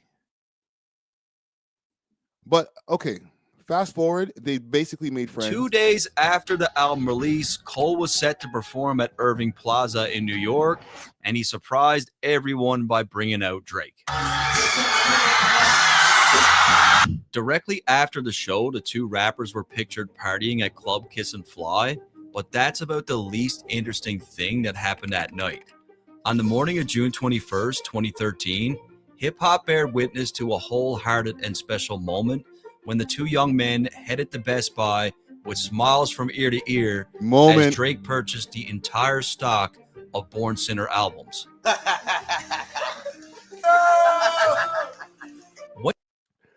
You know what's pissing me off? Why don't you guys like this guy now, man? What did this nigga do to y'all? He must have done something super foul. Because, yo, the man went and bought out all of the man's albums. That's not some shit, just some industry shit. That's your friend, Regin. To a wholehearted and special moment when the two young men headed to Best Buy with smiles from... Listen, bro. There's industry tricks and, yeah, we're fake friends and blah, blah, blah. Nah, these niggas was real friends. When you go through this whole video, these niggas was at every single event, every single major milestone that they went through, they were there for each other. It was destiny for us to get first-person shooter. Because the relationship that these guys had was so close that low-key, I think Kendrick was jealous. I'm just saying. Why the hell these two little nice light-skinned niggas running around the world, smashing all the bitches? I'm over here in Compton. I'm doing my thing. I'm getting respect. But these niggas, light, bright-ass niggas, running around, sucking up all the market share. Drake versus who? Hello? Hi. I'm over here in Compton. Hold on. Let me make the screen bigger. This Kenny. Hi, guys. Hi. Remember me? Hi. Hey. Hey. I'm here too. That's Kenny. Ear to ear as Drake purchased the entire stock of Born Sinner albums. Look, I'll show you. Promotes the project for Drake on Twitter. Look how close these niggas. This is how I know this nigga's a hater. And he said it on the song Euphoria. I'm a hater. I hate the way that you talk. I hate this, hate that, even hate the chicks that you smash. Blah, blah, blah, blah, blah. Right? Great song, but you're a hater, bro. Nothing was the same. In stores now. You know what to do. Drake, congrats, my dog. These niggas is posting each other's albums. They're coming to each other's festivals. Like, you know. You just felt left out. Holy. And the thing is, I'm only realizing it now on stream. I watched this already in totality, and it didn't even hit me. I'm there sitting there watching the shit, and it didn't hit me like, oh, this is why this nigga's so pissed off. I hate the way that you talk and the way you do, and I hate them. I even hate the way that you say, nigga. I guess that's just me, I guess. Yeah. You felt left out. Nigga didn't let you come to the cool table. And listen, Kendrick, K-Bots, don't do the, oh, Kendrick doesn't want to be at your table. He has a way bigger table to have. You know what I mean? His table is the culture. Shut up. The man is benefiting from the same things that these niggas have benefited from. He is part of the big three for a reason. It's not because he's the best rapper. It's because he's rich and the best rapper. Or there'd be somebody else in the big three. It'd be Benny the Butcher then. You feel me? He's part of the big three because you're one of the best rappers and you're also one of the richest rappers, most listened to mother effers in the whole world. That's what makes you big three. You sell the most records and you make the best music. Okay? Just at the time, they weren't talking about him in that conversation. It was like, yo, what's Drake and Cole gonna do? Are they gonna beef? Oh, no. Now they're friends? Well, let's talk about them being friends. And then this nigga's just sitting in the corner of Crenshaw or wherever the hell, salty as a mother effer. Come on, bro. Don't do that. 2012, 2013, when you outside and you hear who. I'm playing. He gave it to him. Next, J. Cole brings out Drake for another surprise, and I love the footage I'm about to show because Drake is asking Cole if he can do 0 to 100 for the people. Whatever the fuck. What the hell? Yeah, man. You shut my shit down.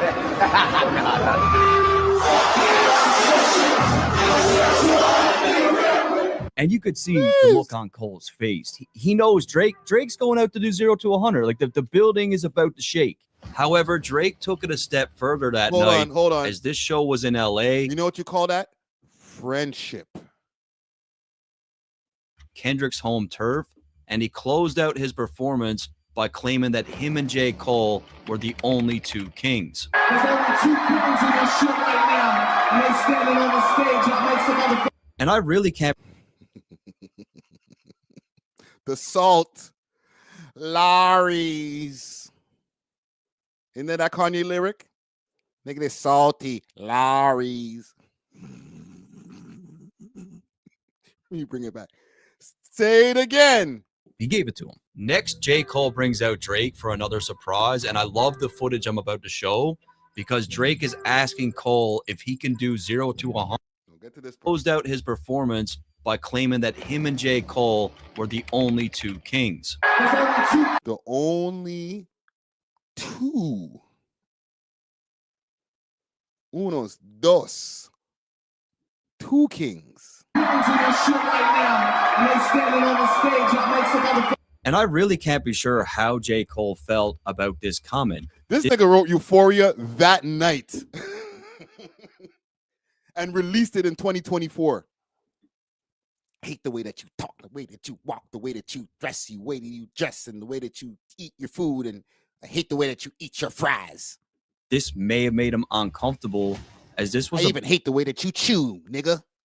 Back-to-back show in LA, and it was only the next night where Kendrick was his guest. At this point, we all know, like, there was tension between Drake and Kendrick, but Cole, he's a neutral party, right? With all that in mind, J. Cole was about to make his third. You see what this video is about? And okay, I'm gonna, because it gets to, it's a friendship fest for most of the videos. He just keeps on showing all these different examples over and over again. Hey, what are you doing tonight? Come pop out of my show. What are you doing tonight? I don't know. I'm in your city. Let's link up. Yay. We're brothers. We're happy and we're singing and we're colored. That's Drake and Cole right there. Give me your high five. Right? That's Drake and Cole. This video is a little bit more than just Drake and Cole and their friendship. To me, low-key, and he's not saying this, this is the creation of Kendrick Lamar's villain arc. Nerdy girl, what up? Hey, Friday. Thank you for accepting my call. No, salute to you, man. How you feeling about this? You having a great show, and I'm having fun. I appreciate it. Shout out to the chat from America and Canada. Thank you for being a great host. What state you calling from? I'm calling from Oakland, California, the Bay Area. Okay. But listen, I wanted to share something with you. I know you got a stream of a video going, but you really need to tap into what I put it in the chat. Squad something TV. DAYLYT is speaking to all of this. He's addressing he's telling Wayne not to even, come with no diss because Dot is not going to respond simply because of the respect. He's not going to go out like that. There we go. That's it. Squadcast TV. It's He on right also now. it's the video is all already up. He did an Instagram live. Somebody caught it and they put it to that channel, Squadcast TV. I'm gonna look it up right now. Yeah, and he spoke. He's speaking about Drake. He's speaking about Wayne and something else, because I hit the streets for a minute when you said you were gonna take a break. I went out on these YouTube streets and see what I could come up with. But I think you're really gonna appreciate what this young man is saying, and when it's all said and done, your viewers from Toronto will have a better understanding and understand that it's not really the hate that y'all think y'all are. Turn it up. I'm gonna drop down, get back in the comments, but that's what we need to look at right now, because he's talking about what's happening right now. It's Squadcast TV. I got it loaded up. Thank you so much, Nerdy Girl. You're welcome. See you soon. Bye-bye. Bye. Yeah, salute to Nerdy Girl. Salute to Oakland. See all that stuff we be talking about, they don't like us. That's not true, man. I've been saying this. People be trying to say, oh, Friday, why are you trying to cause division between the West Coast and Toronto? Nah, B. I know that the temperature is nice over there. I can go over there anytime. I'm just worried about them OVO guys. I know I'm good. Appearance at OVO Fest. Let's finish this up, and then we got to pull up that video because I met up at Drake's birthday party last year and started to talk about a potential opportunity, and the rest is history. Playing pro ball at the age. Oh, this is what I need to show y'all. This is how sick and how close of a friendship these guys had. Y'all remember when Cole started playing basketball and people were, I think he went to Africa first, but then he started playing basketball here in Toronto, specifically where I'm at, in Scarborough. Okay? It was just 3 days later where Cole brings out Drake on stage and Drake talks about this record. You know, you in Elite Basketball League. What's really interesting about this is if it wasn't for Drake, Cole probably wouldn't be playing in this league. Drake's close friend Nico just so happened to be a part owner of a team in that league, and it was at Drake's 35th birthday party where Cole struck up the conversation highlighted in this article. Nico is a close friend of Drake's who's a co-founder of OVO. He also happens to be a part owner of the Shooting Stars. Cole and Nico met up at Drake's birthday party last year and started to talk about a potential opportunity, and the rest is history. Playing pro ball at the age of 37 years old, like that's really dope. And his homies team. This is what people don't realize when it came to this team. The man was playing on a member of OVO's team. Nico owns the Scarborough Shooting Stars, or is a part owner of the Scarborough Shooting Stars. So when Cole started playing basketball here, that was on the strength of OVO.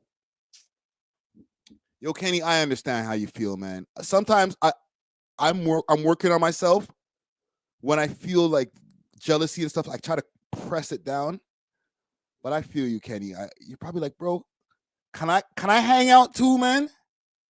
Can I do a collabo? And then after a while, when niggas was just like, what? Hello? What? Oh, we were busy playing basketball. Oh, we were busy at the strip club chilling. They couldn't hear Kendrick saying, like, guys, I want to hang out too. And then he just turned evil and said, you know what? F y'all niggas, man. I'm going to just start writing. I'm going to start eating my Wheaties. And one day, I'm just going to diss all y'all niggas. Drop Control. That was the prelude. But he was still stewing. And here we are in 2024.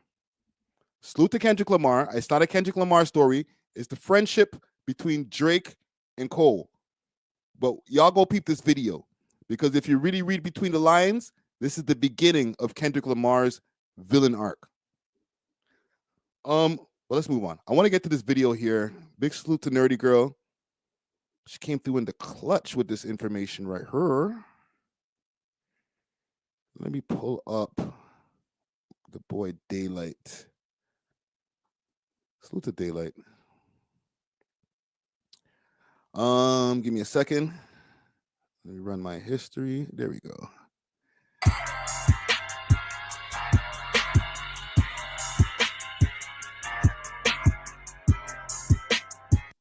Let me give a quick salute. Also, salute to Squadcast TV.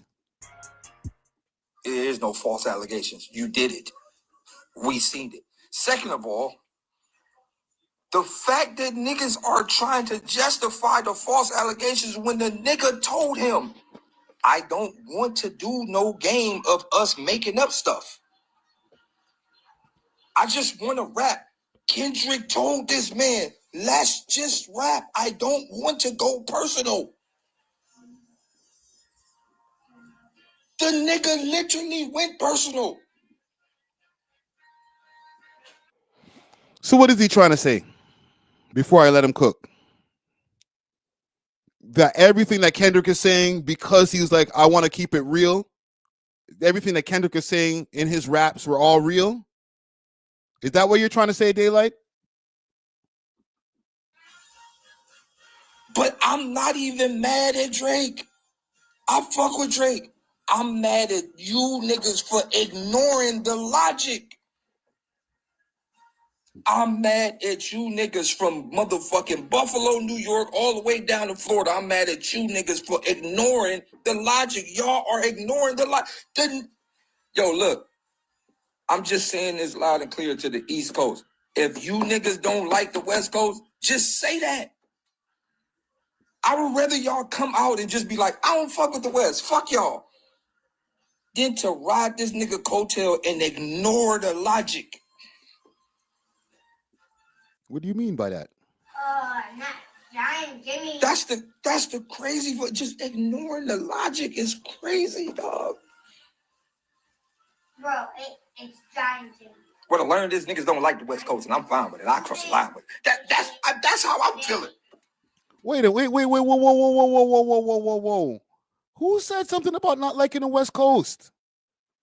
Is that the sentiment that people are getting? Oh. Nerdy Girl says that he's talking to the East. I'm going to let him cook because I'm getting defensive. I'm like, we never said we don't like the West Coast. Niggas just didn't like the shit that Kendrick was saying. You can't be calling a man no child sniper, bro. That's crazy. That's how I'm feeling. That's how I'm feeling right now. That's literally how I'm feeling. Like, bro, another thing I want to talk about. Rory, right? I'm going to put this into perspective for y'all. It's disgusting what them niggas is doing, but I respect it. I respect a nigga like Maul, and I'm going to tell you why I respect a nigga like Maul. Here comes the hate. Maul don't even like Drake. Maul ain't never like Drake. Maul, you from the trenches of this rap shit. You don't like Drake at all. Maul don't like Drake. None of these niggas like Drake. All these niggas was paid. They don't like Drake. Damn, they muted a nigga like that. That's crazy.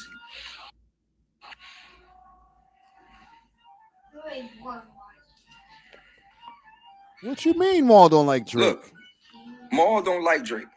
Maul ain't never liked Drake. Listen. No. Look, I'm going to put the perspective in the world eyes that a lot of people ain't really paid attention to. Maul don't like Drake. Maul is a real nigga from the trenches of the world. Maul don't like Drake. Maul don't like nothing Drake do. Maul don't like none of... I'm going to tell you what Maul is doing right now. Nobody want to say it, but I'm going to say it because I don't belong to... I'm not friends with none of these niggas, so I'm going to say it. Maul push to be behind Drake is simply because Maul doesn't like Joe Budden, and Joe Budden is Team Kendrick. So what Maul said is, I'm just going to go the opposite of Joe because I don't like Joe Budden. No, he ain't Stop the car. Whoa. I never really thought about that. That was right in front of me. I don't know what... 2024 is getting crazy. They're not getting crazy. It's ending off with a bang. Paid, he ain't on no OVO payroll or nothing. He literally is on Drake's side based off the simple fact that Joe is on Kendrick's side. So he has to be the op. That's literally it. Joe Budden podcast is pro Kendrick, and he is ops with Joe Budden podcast now. So he has to literally be Team Drake just so he can have the narrative that I'm on the other side.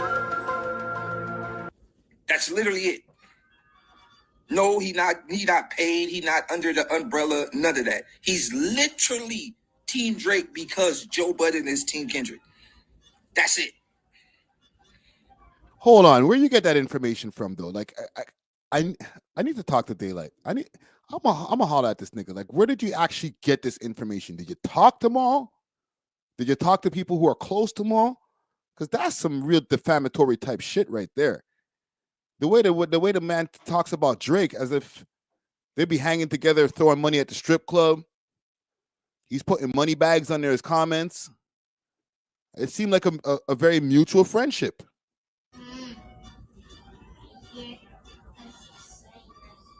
Yo, listen, Maul ain't even light-skinned enough to be Team Drake. He not even light enough. Nigga, you like medium brown, well done. You almost on the arse. You not light enough to be Team Drake. So this how I know that it's directly hatred for Joe Budden. He might be got a point still. Now, in regards to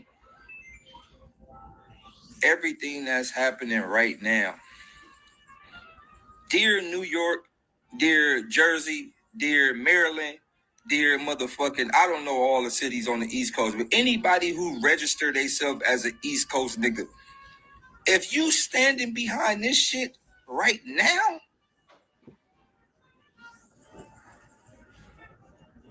listen, if y'all niggas standing behind what's happening right now, spit it out, nigga. oh my God, bro. I don't even know what to say about it. But then you know what? I get it though. Because I'm going to say something that nigga ain't said about New York in a long time. I'm going to say something that nigga ain't said about the East Coast in a long time. Talk. Dear East Coast, you niggas is lost. Y'all been lost musically for a long time. Y'all lost.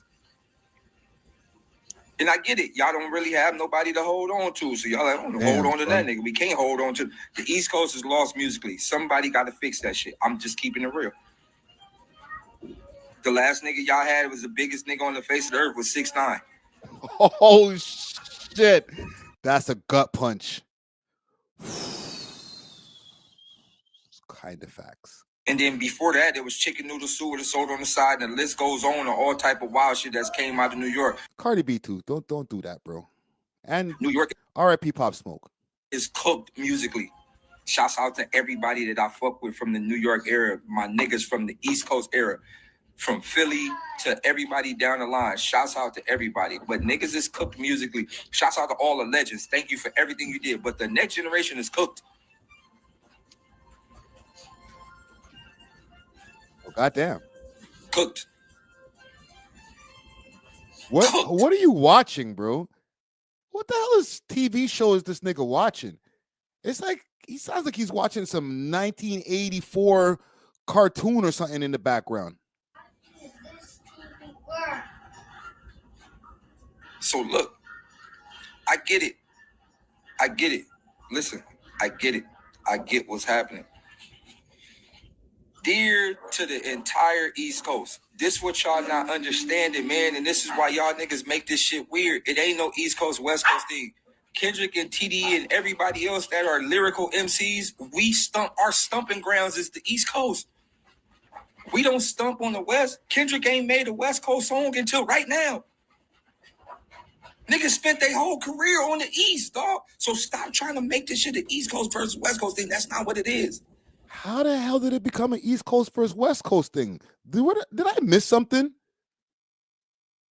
How did niggas in New York get offended about Kendrick dissing a nigga from Canada? Y'all just want beef. Y'all got to stay out of the beef, man. I'm sorry. I'm gonna let him cook. But I don't understand how y'all getting offended. Go worry about Cardi B dropping some new shit. Lyrical niggas don't stump on the West Coast soil. We stump on the East Coast soil. We in the East Coast. We spend our careers in the East Coast, bro. So stop trying to make this an East Coast, West Coast thing. I'm on It's board never a bit. war. Just come on over, man. Stop taking out the new generation of West Coast artists what the old niggas did. We ain't got nothing to do with that shit back in the days. We wasn't in the streets when Pac and them was in the streets. We wasn't in the streets when Biggie and them was in the streets. How are y'all still bringing up old shit? New York can't still be mad about Biggie.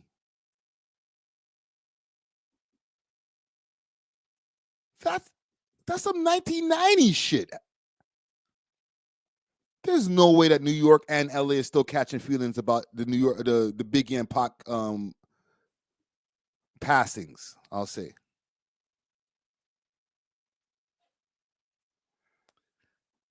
Hold on, let me read this again. Sterling Interlock says Drake isn't suing Kendrick Lamar, he's suing the record label. Facts.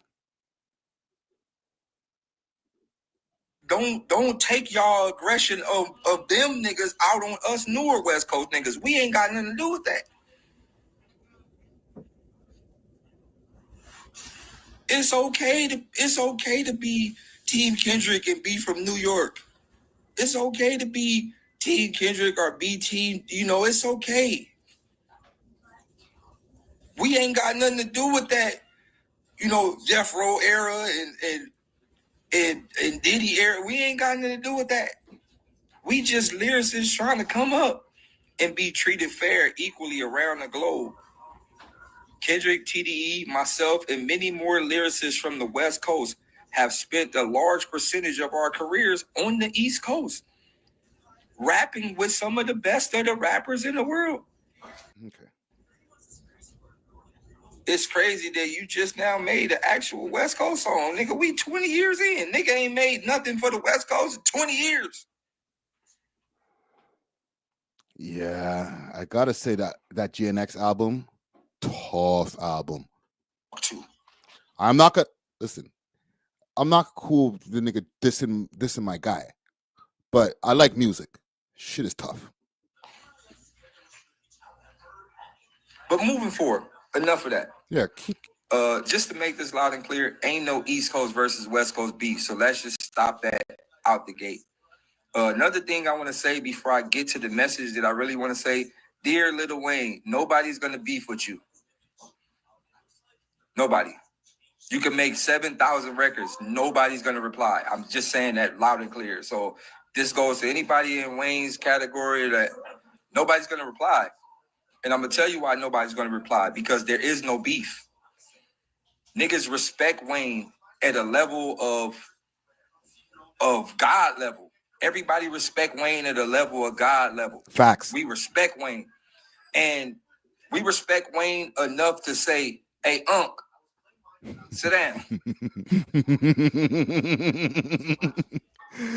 They got Wayne like the drunk uncle, or the uncle that, he used to do a lot of drugs back in the days. He's a little bit slow, but we still love him. What Wayne has done for the hip hop culture has been amazing. He's literally in Hall of Fame mode. Like, you got all your Huff badges. You a 99 overall. You a mascot. Hey, sit down. We ain't about to even play with you. Sit down. You actually hurt your legacy. Uncle Ray Ray was a wild boy back in the 80s, but, he a good guy. By replying to some shit that the internet making more than what it is. Kendrick ain't say nothing disrespectful about you. He just said, like, I feel bad that I feel like that you feel like I let you, like, he just making it known, like, and realistically, like, Wayne been in this in the mix with the squad for a long time. If anything, you should have congratulated that man. Niggas know where Kendrick came from. Niggas know the type of climb that this nigga had. This is what I was saying. See, I'm glad that he said this. I'm really glad that he addressed this. Because they got respect, just like I got respect. I got jokes. I like having jokes, man. There's no harm in it. I lead with love, brother. But at the same time, real is real. And these niggas got too much respect to be like imagine Kendrick Lamar just saying a whole bunch of wild shit about Lil Wayne. I don't even think it would sit good with Kendrick Lamar's heart. No matter how much he has disdain for Drake, and Wayne bought Drake into the game. Kendrick Lamar is a student of Lil Wayne. He patterned his style after him. He named mixtapes after the nigga. He ain't gonna beef with one of his idols, man. That would be crazy. It'd be a crash out. Niggas forget this man started his career off as a hype man. And now it's one of the biggest artists like that. Especially in an emotional state of, I'm a diss nigga because, what? Nah, man. Let it go, Unc. I ain't gonna lie, I like using that word Unc because I'm almost in the Unc category too. Look, I got like a gray right there. Them motherfuckers starting to come in, boy. I'm starting to get in the Unc category. This kind of old man Lil Wayne. Moving forward from the Unc category. Okay, let's go. Now,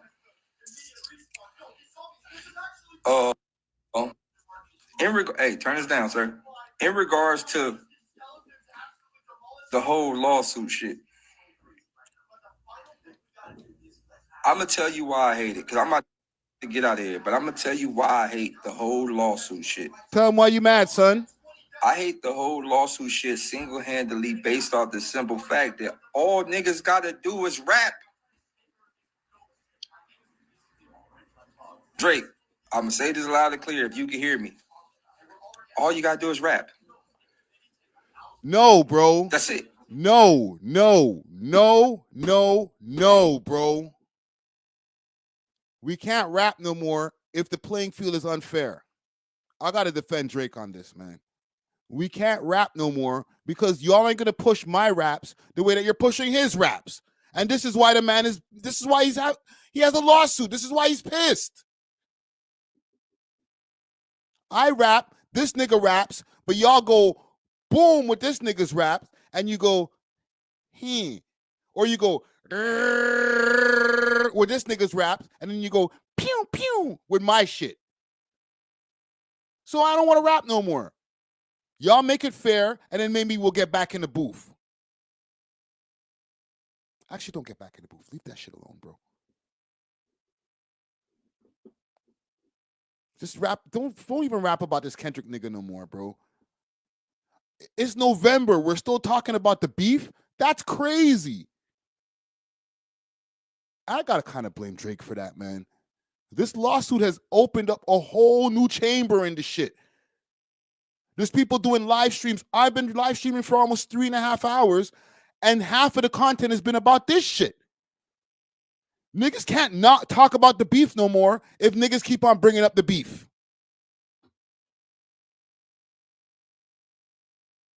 To be honest, I gotta say this. If we're still talking about the beef, then don't do no goddamn lawsuits, man. Yes, I understand that you have beef with the label, but the shit looks crazy, and these niggas is trying to eat your back out, pause, and make you look like you're some kind of crybaby or a Karen or something like that. Just take this nigga's head off. If you can take his head off, if you know the combination, and he's lyrically proficient enough to rap against Kendrick Lamar. Let's not act like Drake can't rap against Kendrick Lamar. He did his thing in the battle. Family Matters to me is still a banger. But bruh, it's either a lawsuit or just to go take the nigga head off. Or what the nigga Impact was saying earlier, just go catch the fade with the nigga, bro. One-on-one. Everybody, all the crew stay back. No cameras. Let's just catch this fade. 5 minutes. 5 minutes. Put the timer on. Once the 5 minutes goes, whatever happens, happens. Okay? That's it. Once they go time, whoever's got the most blood on them, you lose. Or if we get a knockout before 5 minutes, you lose. And then nobody talk about it. We don't even have to know about it. Don't even tell the media. Just get it out of your system. And then nobody talk about it. We don't even have to know about it. You got turn the mute the thing in the background? Yes, I did, sir. So Friday, I just wanted to say,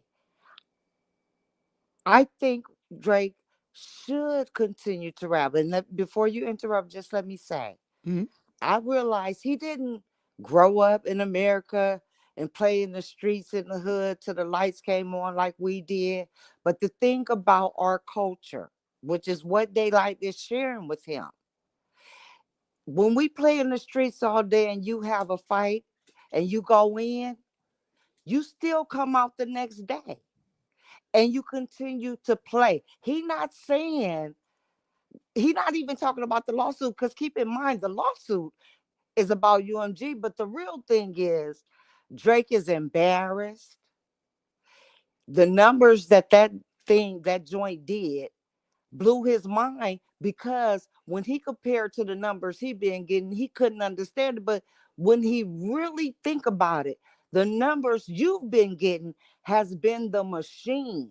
Those numbers are inflated. And if he go through and they really go to court and he really see, because like everybody said in Discovery, I'm a nurse, but I went to school for paralegal. So when he gets to Discovery, if they really want to hurt his feelings, and he know what type of people his people are, as well as they'll show him whatever numbers they put behind Kendrick, which ain't much, because Kendrick is an independent artist. He only goes through Interscope for distribution. True. He's not signed, right? If they show him whatever they did on a marketing budget for Kendrick, then they're going to show him what they've done to him for him, directly signed to them, and that will hurt his feelings. And what DAYLYT is saying is true. Man, you just come back outside. Ain't nobody gonna if he don't come, him hiding and doing this, that looks bad. That's not what we do. It don't matter. We really don't care if you everybody been saying that, everybody been giving Drake his props for even getting in the ring. That's what J.Cole getting torched about. True. So even though he got beat up, so what? Everybody don't took an L, but we all know you get your butt up and you go back outside. When we were kids and we get in a fight outside and come in, the first thing your mama tell you is you go back out there and fight, or you come in here and fight me. Those were the only options. And this is the cultural lesson. See, this is the stuff that he didn't get, and he doesn't know how to respond to it. And this is the whole culture saying, yeah, we may have whipped you, but you still belong to us. But we just gonna show you how we eat around here. So let me ask you a question. Yes. Do you don't think that Drake, knowing that there's going to peel back the layers when it comes to his stuff, is expecting that going into a lawsuit?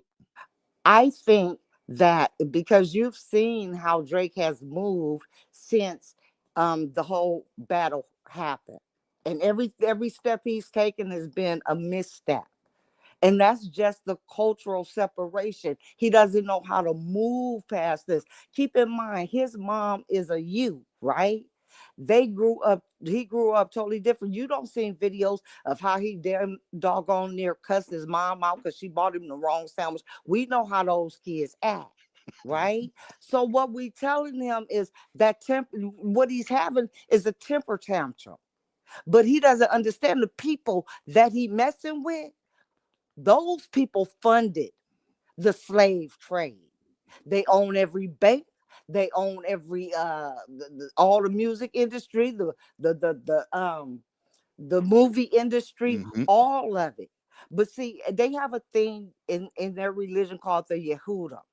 The Yehudim is the brotherhood, and what that means is one of them cover the other them. They all cover each other, right? But I have been sending texts to Drake for months, and I was telling him the Yehudim will fall. At first, I was being funny to let him know, yeah, y'all little brotherhood, because he what he did, he thought because he with his people and that they got all the money and they got everything. That's why he so freely talk about slaves, because yeah, you can, but it ain't funny when we talk about it from that's and you didn't let DAYLYT get into it, but DAYLYT was gonna tell him. Kendricks and Drake spoke before the beef even jumped off. They spoke on the phone, and Kendrick told him, it's cool, just keep it wrapped. Yeah. But the first thing Drake did, because he's not like us, right? He didn't understand. He been that little kid that could throw them temper tantrums. The first thing he did when he came out is go at that man family. That's disrespectful, especially when the man don't already talk to you and say, let's just keep it rap. If you listen to Euphoria, he told him that. See, we want to coddle Drake, but I understand this is not about Toronto, so you can stand down. This is really the culture giving him a whipping so he can learn and understand. And when he finished with all this, he'll better understand that word slave, that ain't funny. You don't do that. Even though you don't have an understanding of it because you didn't live it and you ain't fully that, we're going to welcome you. We accept him as one of ours. But then when he piss people off and he make them mad and they say, call him, white boy or whatever, then everybody would say, why they say that? Because he doesn't realize how he has hurt us with the things he said. So what happens when we at school being kids in a roasting session? You hurt my feelings, I'm gonna hurt yours. Yeah. So it's not really us saying he's not one of us. He doesn't understand how to move like us. And this butt whooping he had to, he got to just take that. And at the same time, we ain't even turning our back on him. If you let DAYLYT speak, he ain't saying nothing against the man. And yes, he's telling him, just rap. Ain't nobody asking you to go inside and hide your head under a pillow. And this lawsuit is the worst thing he could have done. Because once again, he's not doing it for no call. He's not nobody doing nothing for no cause. His tour he finna go on, he call it the Animal Tour. The Animal Tour, no. I need a win tour. That's what the name of that tour is. I need a win. And what DAYLYT is telling me, yeah, you could get a win, but you do have to accept your law. It's just like your mom when she whooped your butt when you were a kid. It wasn't because she didn't like you. It was because you needed it. But once you got it, you then learned the lesson. True. Okay. So I don't want, so when you watch it, I can see the passion in you. And I feel it because I'm the same way, not about my country because the history of it. But yes, from LA to the Bay, that you can't mess with it. I get that. But I want you to understand, this ain't what you think it is. This is about having to see, he didn't grow up in the culture, but you want to play in it, you have to learn how to play in it. If he knew how to play in it, why you think no other rapper has ever done this before? This is our sport. There are no rules. So when people say, oh, Kendrick went too low, there are no rules in this sport. And we're not going to let you come in and think you're going to make some rules. Then another disrespectful thing, like y'all keep saying, he the biggest rapper in the world. No, he not. Because if he passed, guess what? The rappers that stand the test of time, we still talk about Biggie. We still talk about Pop, right? Drake needs to understand he's not going to ever be able to sit at the head of the table, but he will always have a place at it, right? So, and we want to talk about those bots and numbers. Trust and believe. Whatever bots they put on Kendrick thing, we already know that whole rap beef. Kendrick didn't need no bots. If they did it because they wanted to. Because he told you, I want the culture feeling. Drake didn't understand that because he been Tootsie sliding and talking about numbers. We never used to talk about numbers till Drake came along. The music is about how it make you feel.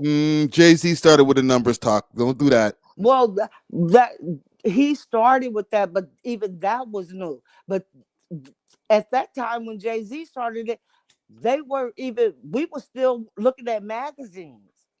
The Spotify stuff, all these numbers and Spotify and all this didn't come around till like 2012, 2013.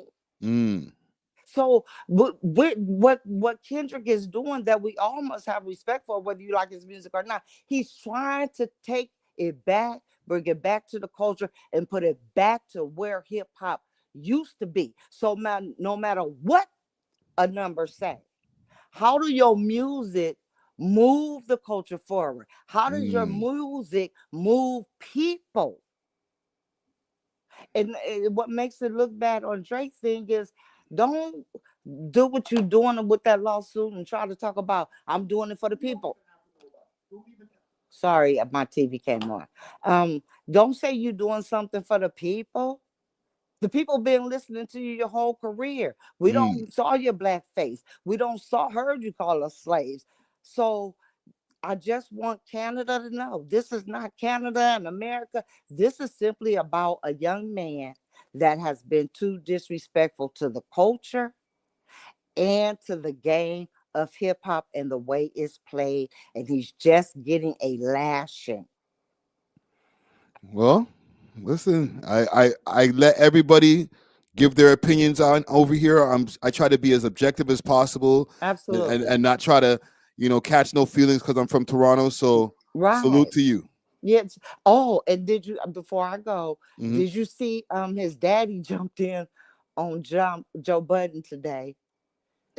No, I didn't see that. Yes, Dennis Graham jumped in on Joe Budden, was like throwing shots and then threw up his Navy SEAL and all this and talking about it was wild. It's wild. But let's finish watching it, but watch it with a different understanding of what's going on, and not they don't want him and it's not that. He's just taking a whipping because he's been disrespectful.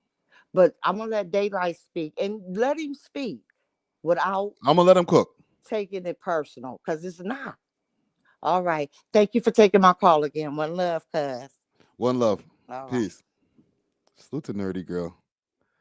Okay, let's finish up this DAYLYT thing. And then I got one more topic, and then I think I'm gonna call it a night. Got a dope episode dropping tomorrow. All you gotta do is rap. Don't get on streaming. Don't go. Just rap. Just drop actual rap albums. Not the accents, not the Jamaican shit, not the Spanish shit, not the motherfucking Cuban shit, not the motherfucking. You might drop some shit in motherfucking Judaism. I don't know what the fuck you about to drop. Scratch, burn that hard drive. Nigga smoking on top 5, burn that hard drive. Whatever you got loaded up, burn it. Call alchemists, call motherfucking heat makers, call motherfucking Just Blaze, call all them niggas from back in the days and just rap. That's it. And Amir the terrorist. Salute to Amir. That's all you have to do. Listen, I come from the battle culture. I've been battling literally for 20 years. I've been rap battling for 20 years. You know what always helps in the rap battle? Rapping. Fucking rapping. Damn. That's the only thing that works. Just rap. I need to ask this in the poll.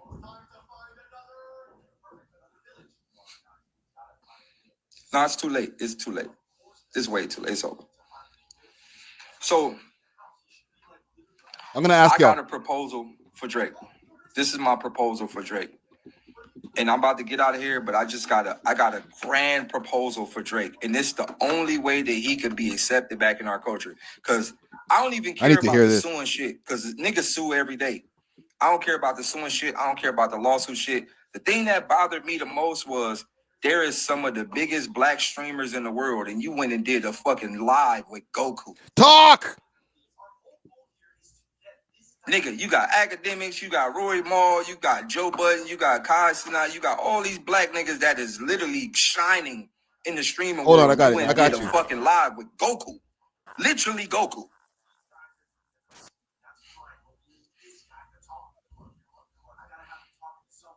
Nah, that was disrespectful to the culture.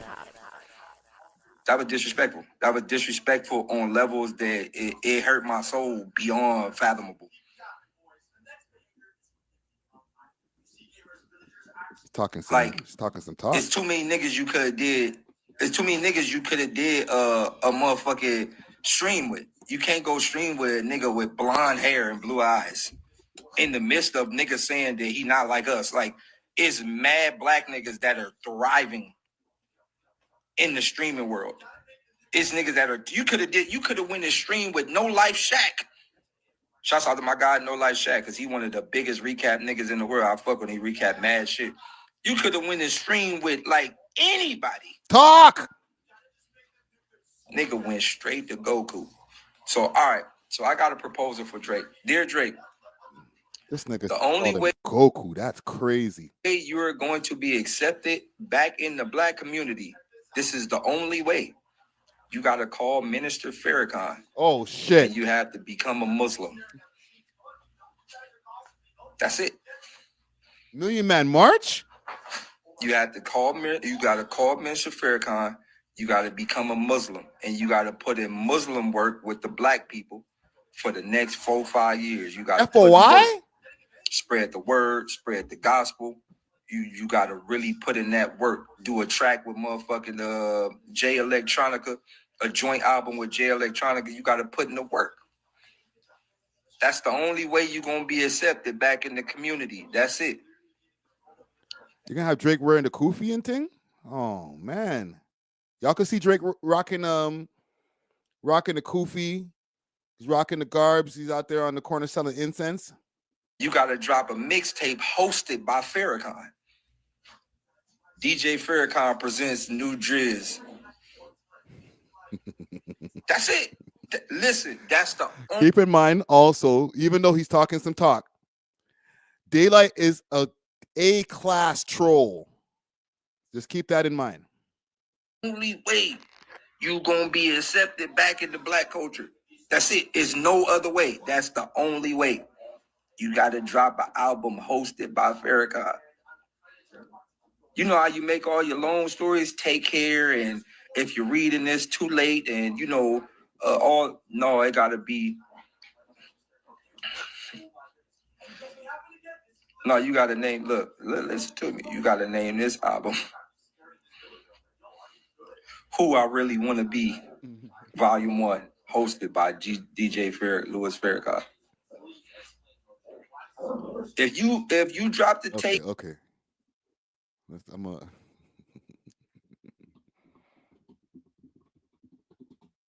This is what they want Drake to be, right? Well, here we go again. Weird Warren's video countdown. Now, word on the street is CB4 solo tip in his most personal recording yet. I'm black, y'all, and I'm black, y'all, and I'm blacker than black, and I'm black, y'all, and I'm black, y'all, and I'm black, y'all, and I'm blacker than black, and I'm black. New Drake. I'm blickety black, blacker than black. Is that what you want from the boy Drizzy? Come on. Tell the truth. I know you want this. I'm blacker than black, yo, because I'm black and I'm black. Yo, I'm black and I'm black, y'all, and I'm blacker than black and I'm black, y'all. Just replace it with Drizzy's face right there. I think we got a hit. I'm gonna get my ass a damn copyright for my stupid ass jokes. Okay, salute to Drizzy Drake. I think we're done with the Drake stories, man. I have one more story I want to hit y'all with before we get out of here, because I feel like I have to do my civic duties. Okay, and I just want to know what y'all think, because I know we have an American audience, but I think y'all could probably relate to this. Premier Doug Ford is shutting down 10 consumption sites, free consumption sites. For the people who don't know what free consumption sites are, I think it's pretty obvious. Those are the places where people can go, bang needles, do what they need to do in a safe environment. They're provided with syringes and different things like that. And a lot of these places are in neighborhoods that they just shouldn't be. Hold on, let me put it over here. I think I can find a quick news story. The problem is working to fashion. And I want to ask a question in the poll: if Doug Ford is doing the right thing, right? Should we keep these free consumption sites up in places and, you know, have people just being able to do drugs in a safe way However, they're doing drugs and then they hang out in front of the place. And when you're walking by there, Dundas Square, there's one right behind Dundas Square for the people over here in Toronto. When you're walking past Dundas Square, which is supposed to be a tourist attraction, you might step on a needle. I'm just saying. Track a bill which would close 10 supervised consumption sites without any public consultation. They want to create 19 new treatment hubs where drug use will not be allowed. Critics of the move say the closure of the current sites will lead to more deaths. It's a bill that would see 10 supervised consumption sites shut down. Legislation the Ford government now wants to fast track without any public consultation. This is a government bill we need to get passed. The proposed bill would close all sites within 200 meters of a school or daycare and prevent new ones from opening. The government House leader tabling a motion to send the bill from second to third reading, bypassing committee. A move Steve Clark argues is justified after the province announced its intentions months ago to replace the sites with 19 homelessness and addiction recovery hubs, plus 375 supportive housing units. Going back to August, we communicated to municipalities this was something we were going to move forward on. Bypassing the committee stage means there will be no opportunities for public feedback. Critics argue it's imperative that legislators follow the process. If we're going to look at legislation that is going to reduce the number of those sites, then we need to make sure that and its heart hubs will focus on treatment. Our heart hub models are going to ensure that there are opportunities for people to actually break that cycle of addiction. But advocates and outreach workers have doubts and argue the supervised sites should remain open. Removing these facilities will actually create, more overdoses, more fatal overdoses, more brain injuries, more people using in public. They are slamming the government for not holding public consultations. They know it's a reckless and dangerous decision. It goes against their own staff reports that recommend scaling up the services instead of shutting them all down. If I had an opportunity to speak to government about this, my question would really be, well, what are you really doing to address people's actual wellness and safety? The bill is among. So instead of, they're going to be closing, they're probably going to get this bill passed. They want to close down 10 spots and open up, and this 10 spots all over Ontario, 5 of them being over here in Toronto. Okay, but they're going to be opening up a different type of spot where you're not going to be allowed to use drugs. However, you will be able to get the treatment that you need. I guess what Ford is trying to encourage here is, rather than just go to a place where you can go just do drugs and we'll just provide you with a bunch of needles and you just stay on the drugs, if you want to come to us, it's because you're trying to get off the drugs. All right. Several pieces of legislation the Ford government is fast-tracking, the opposition calling the move undemocratic. They want to get out of here as fast as they can. They don't want to hear from the experts. They don't want to hear from the people who actually are on the front line, and they don't want to hear from the people who are most impacted. The government intends to spend $378 million on the new heart hubs. Mike Walker, CTV News. Yo, that's what you got to show on my goddamn YouTube, bro. Chill, bro. Chill. Jesus Christ. People who are most impacted. The government intends to spend $370. Let's stop it there. I just trying to find a nice image that I can keep on the screen here, because damn. What up, V First? So, a lot of people hate on Doug Ford for a lot of the decisions that he makes, but I ain't mad at him for this one. I'm going to also play devil's advocate. I do understand the other side, the opposition side, saying if you just take these sites down, you're going to have way more junkies in the street. Here's the problem. We got mad junkies in the street anyway. If you go downtown Toronto, if you go Kingston Road, if you go to a lot of different places, y'all could even hit in the chat of different places in Toronto where you're going to walk and trip over junkies. Okay? So as far as having all of these safe consumption sites, it hasn't cut down any level of the amount of drug addicts that are on the street. To be honest, in my opinion, and I guess in Ford's opinion, it's making it worse. You could just go do a bunch of heroin inside of the spot, maybe take a couple of extra needles with you, and then go walk out on the street and go cause mayhem. I'm just saying. A lot of people might look at me and say, yo, you have a very conservative view. Bro, I've lived downtown for a long time, and I've seen some people walking in the middle of the streets doing some of the wildest, nastiest, craziest shit. Butt naked women walking in the middle of traffic between the two different medians or whatever because she just high off fentanyl. Injection sites and all that shit right around the corner. It's not helping. So if it's not helping, get rid of the shit. Does anybody have a reason why maybe they should just keep these up? Because I could understand if it is solving the problem, but if it's not really solving the problem, then it's just you're wasting the taxpayers' dollars, bro. I remember when I went to Vancouver, because they had a whole bunch of free consumption sites, and they used to have a rule, but they got rid of that rule, thank God, where if you have... How long have you been on the street? If you have under 2 grams of anything on you, then they're not going to arrest you. They got rid of that, I think, a few years ago because, to be honest, that shit wasn't working. But if you go down to somewhere like Hastings, where they have a whole bunch of free consumption sites, this shit is nasty. Well, I mean, I see in shelters and stuff, but I think I'm going to move back to where my dad is. Let's go to right around here. Man, Vancouver's not no joke. That's Hastings. I think there's a free consumption site where I got the arrow around here. Bunch of crackheads, bunch of fentanyl, all type of heads. Man. And I'm going to actually try to go into a free consumption site. So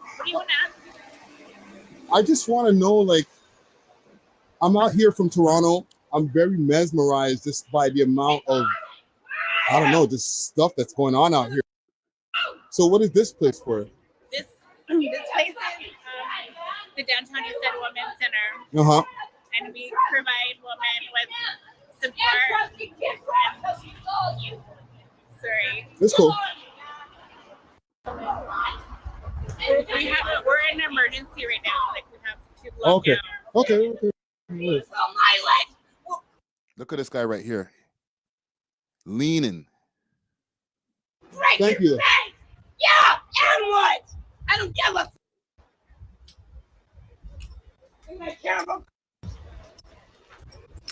dumb. I'll give you the truth. I don't have HIV, and you gained HIV to crush me. You out of here. Okay. This is Vancouver right now. I was there last year. This is not years ago, 10 years ago. This is 2023. This is what the strip looked like. If you want Toronto to look like this, then open some more free consumption sites. Go for it. We'll be Hastings in 10 minutes. Y'all don't want you don't want Yonge Street to turn into Hastings or Queen Street. We're in a wild part of town. And listen, this is maybe about 10 blocks worth of junkies. This is not 2 or 3 block radius. This is about maybe 10, 12, 15 blocks. Don't do that to your man, you kid. I hate him for nothing, but you do not do that. Ask any one of his friends to try. I was wilding. I shouldn't have been out here with a camera. I seen a couple of trappers out there. All right. I'm there walking with the camera. Expensive camera around my neck. I see a couple of guys wearing Nike tech suits and shit, some Filipino youths. And I'm thinking to myself, God damn. You're doing so well, Friday. Hopefully you get through this. And then luckily, one of the youths said, yo, don't you do that podcast thing over there in Toronto? The hip hop podcast shit? I said, yeah. We love hip hop. He said, yeah, bro. And he nudged his homie. He said, bro, this guy he interviewed Casper, bro. He interviewed Houdini. I said, yeah, you're doing good, boy. You're doing good. Right? Because I was just dolly. I wasn't holding, and I'm just dolly with the camera and God. Go. Bonnie Cousin gave crusty eggs. Yeah, Jesus. What are you gonna do? Shoot me for telling the truth? I do, because I'm so depressed right now. Because people are just constantly on me every time that I like bring myself up. They steal, and it's just. And the reason I'm showing you all this is because this is what Toronto can become if we just keep up what we got going on right now. Just keep it going. We got free consumption sites, or safe consumption sites, my bad. You know, we got a bunch of new fentanyl heads that are popping up every day. Crack is whack. It's old school. That's the 90s, 80s, 90s shit. You know what I'm saying? That's my time. Right? They're on the new shit now. They're bugging off of that Fenty. Okay? Heroin is at an all-time high. It's making a comeback. So if we want Toronto to look just like Hastings, keep it up. We're doing great.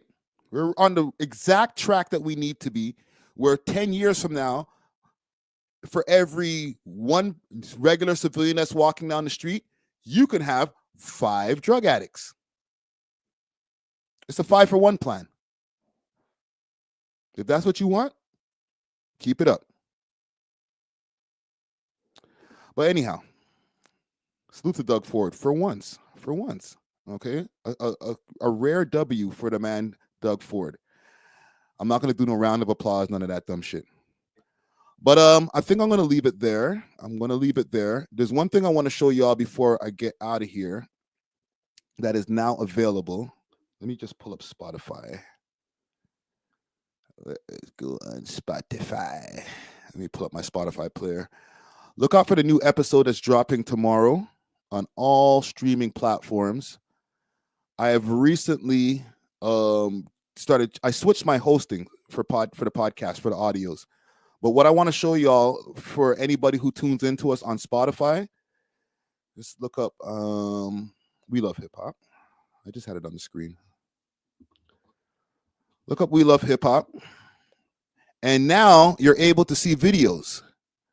Is this the last episode here? I saw a lot of jobs that were just like created by the government to keep the youth employed, to keep people off EI. And it was like a lot of like administrative jobs, whatever. So our economy's always been fueled by immigration, but to kind of with the peekaboo. You hear GNX. You hear GNX, bro. You gave us Right, I know we're on YouTube, and I'm not trying to listen. YouTube, relax, okay? I'm not trying to diss y'all. I'm not trying to take anybody and take them away from your amazing video platform that is provided for all of us. Thank you. However, if y'all go to the audio platforms now and you go to Spotify specifically, I don't know about the other platforms. I'm working on that. But if you go on Spotify, moving forward, maybe after the first day or sometimes on the day where the podcast premieres, and you want to catch an early video. However, you want to catch a video with the extra music that I can't put on YouTube, especially when we're reviewing Toronto rappers, tracks, and all that. I suggest you go over to Spotify, check our audios / videos now, and you'll be able to get the full thing. Is it? All right. What's it called? I'm going to leave that there. Big salute to Dusty Wallace too, man. I had to come through with the fire in the beginning of the stream. You know what I'm saying? I couldn't be letting people disrespect my peoples. You post that man's family, that means you're posting my family. You know what I'm saying?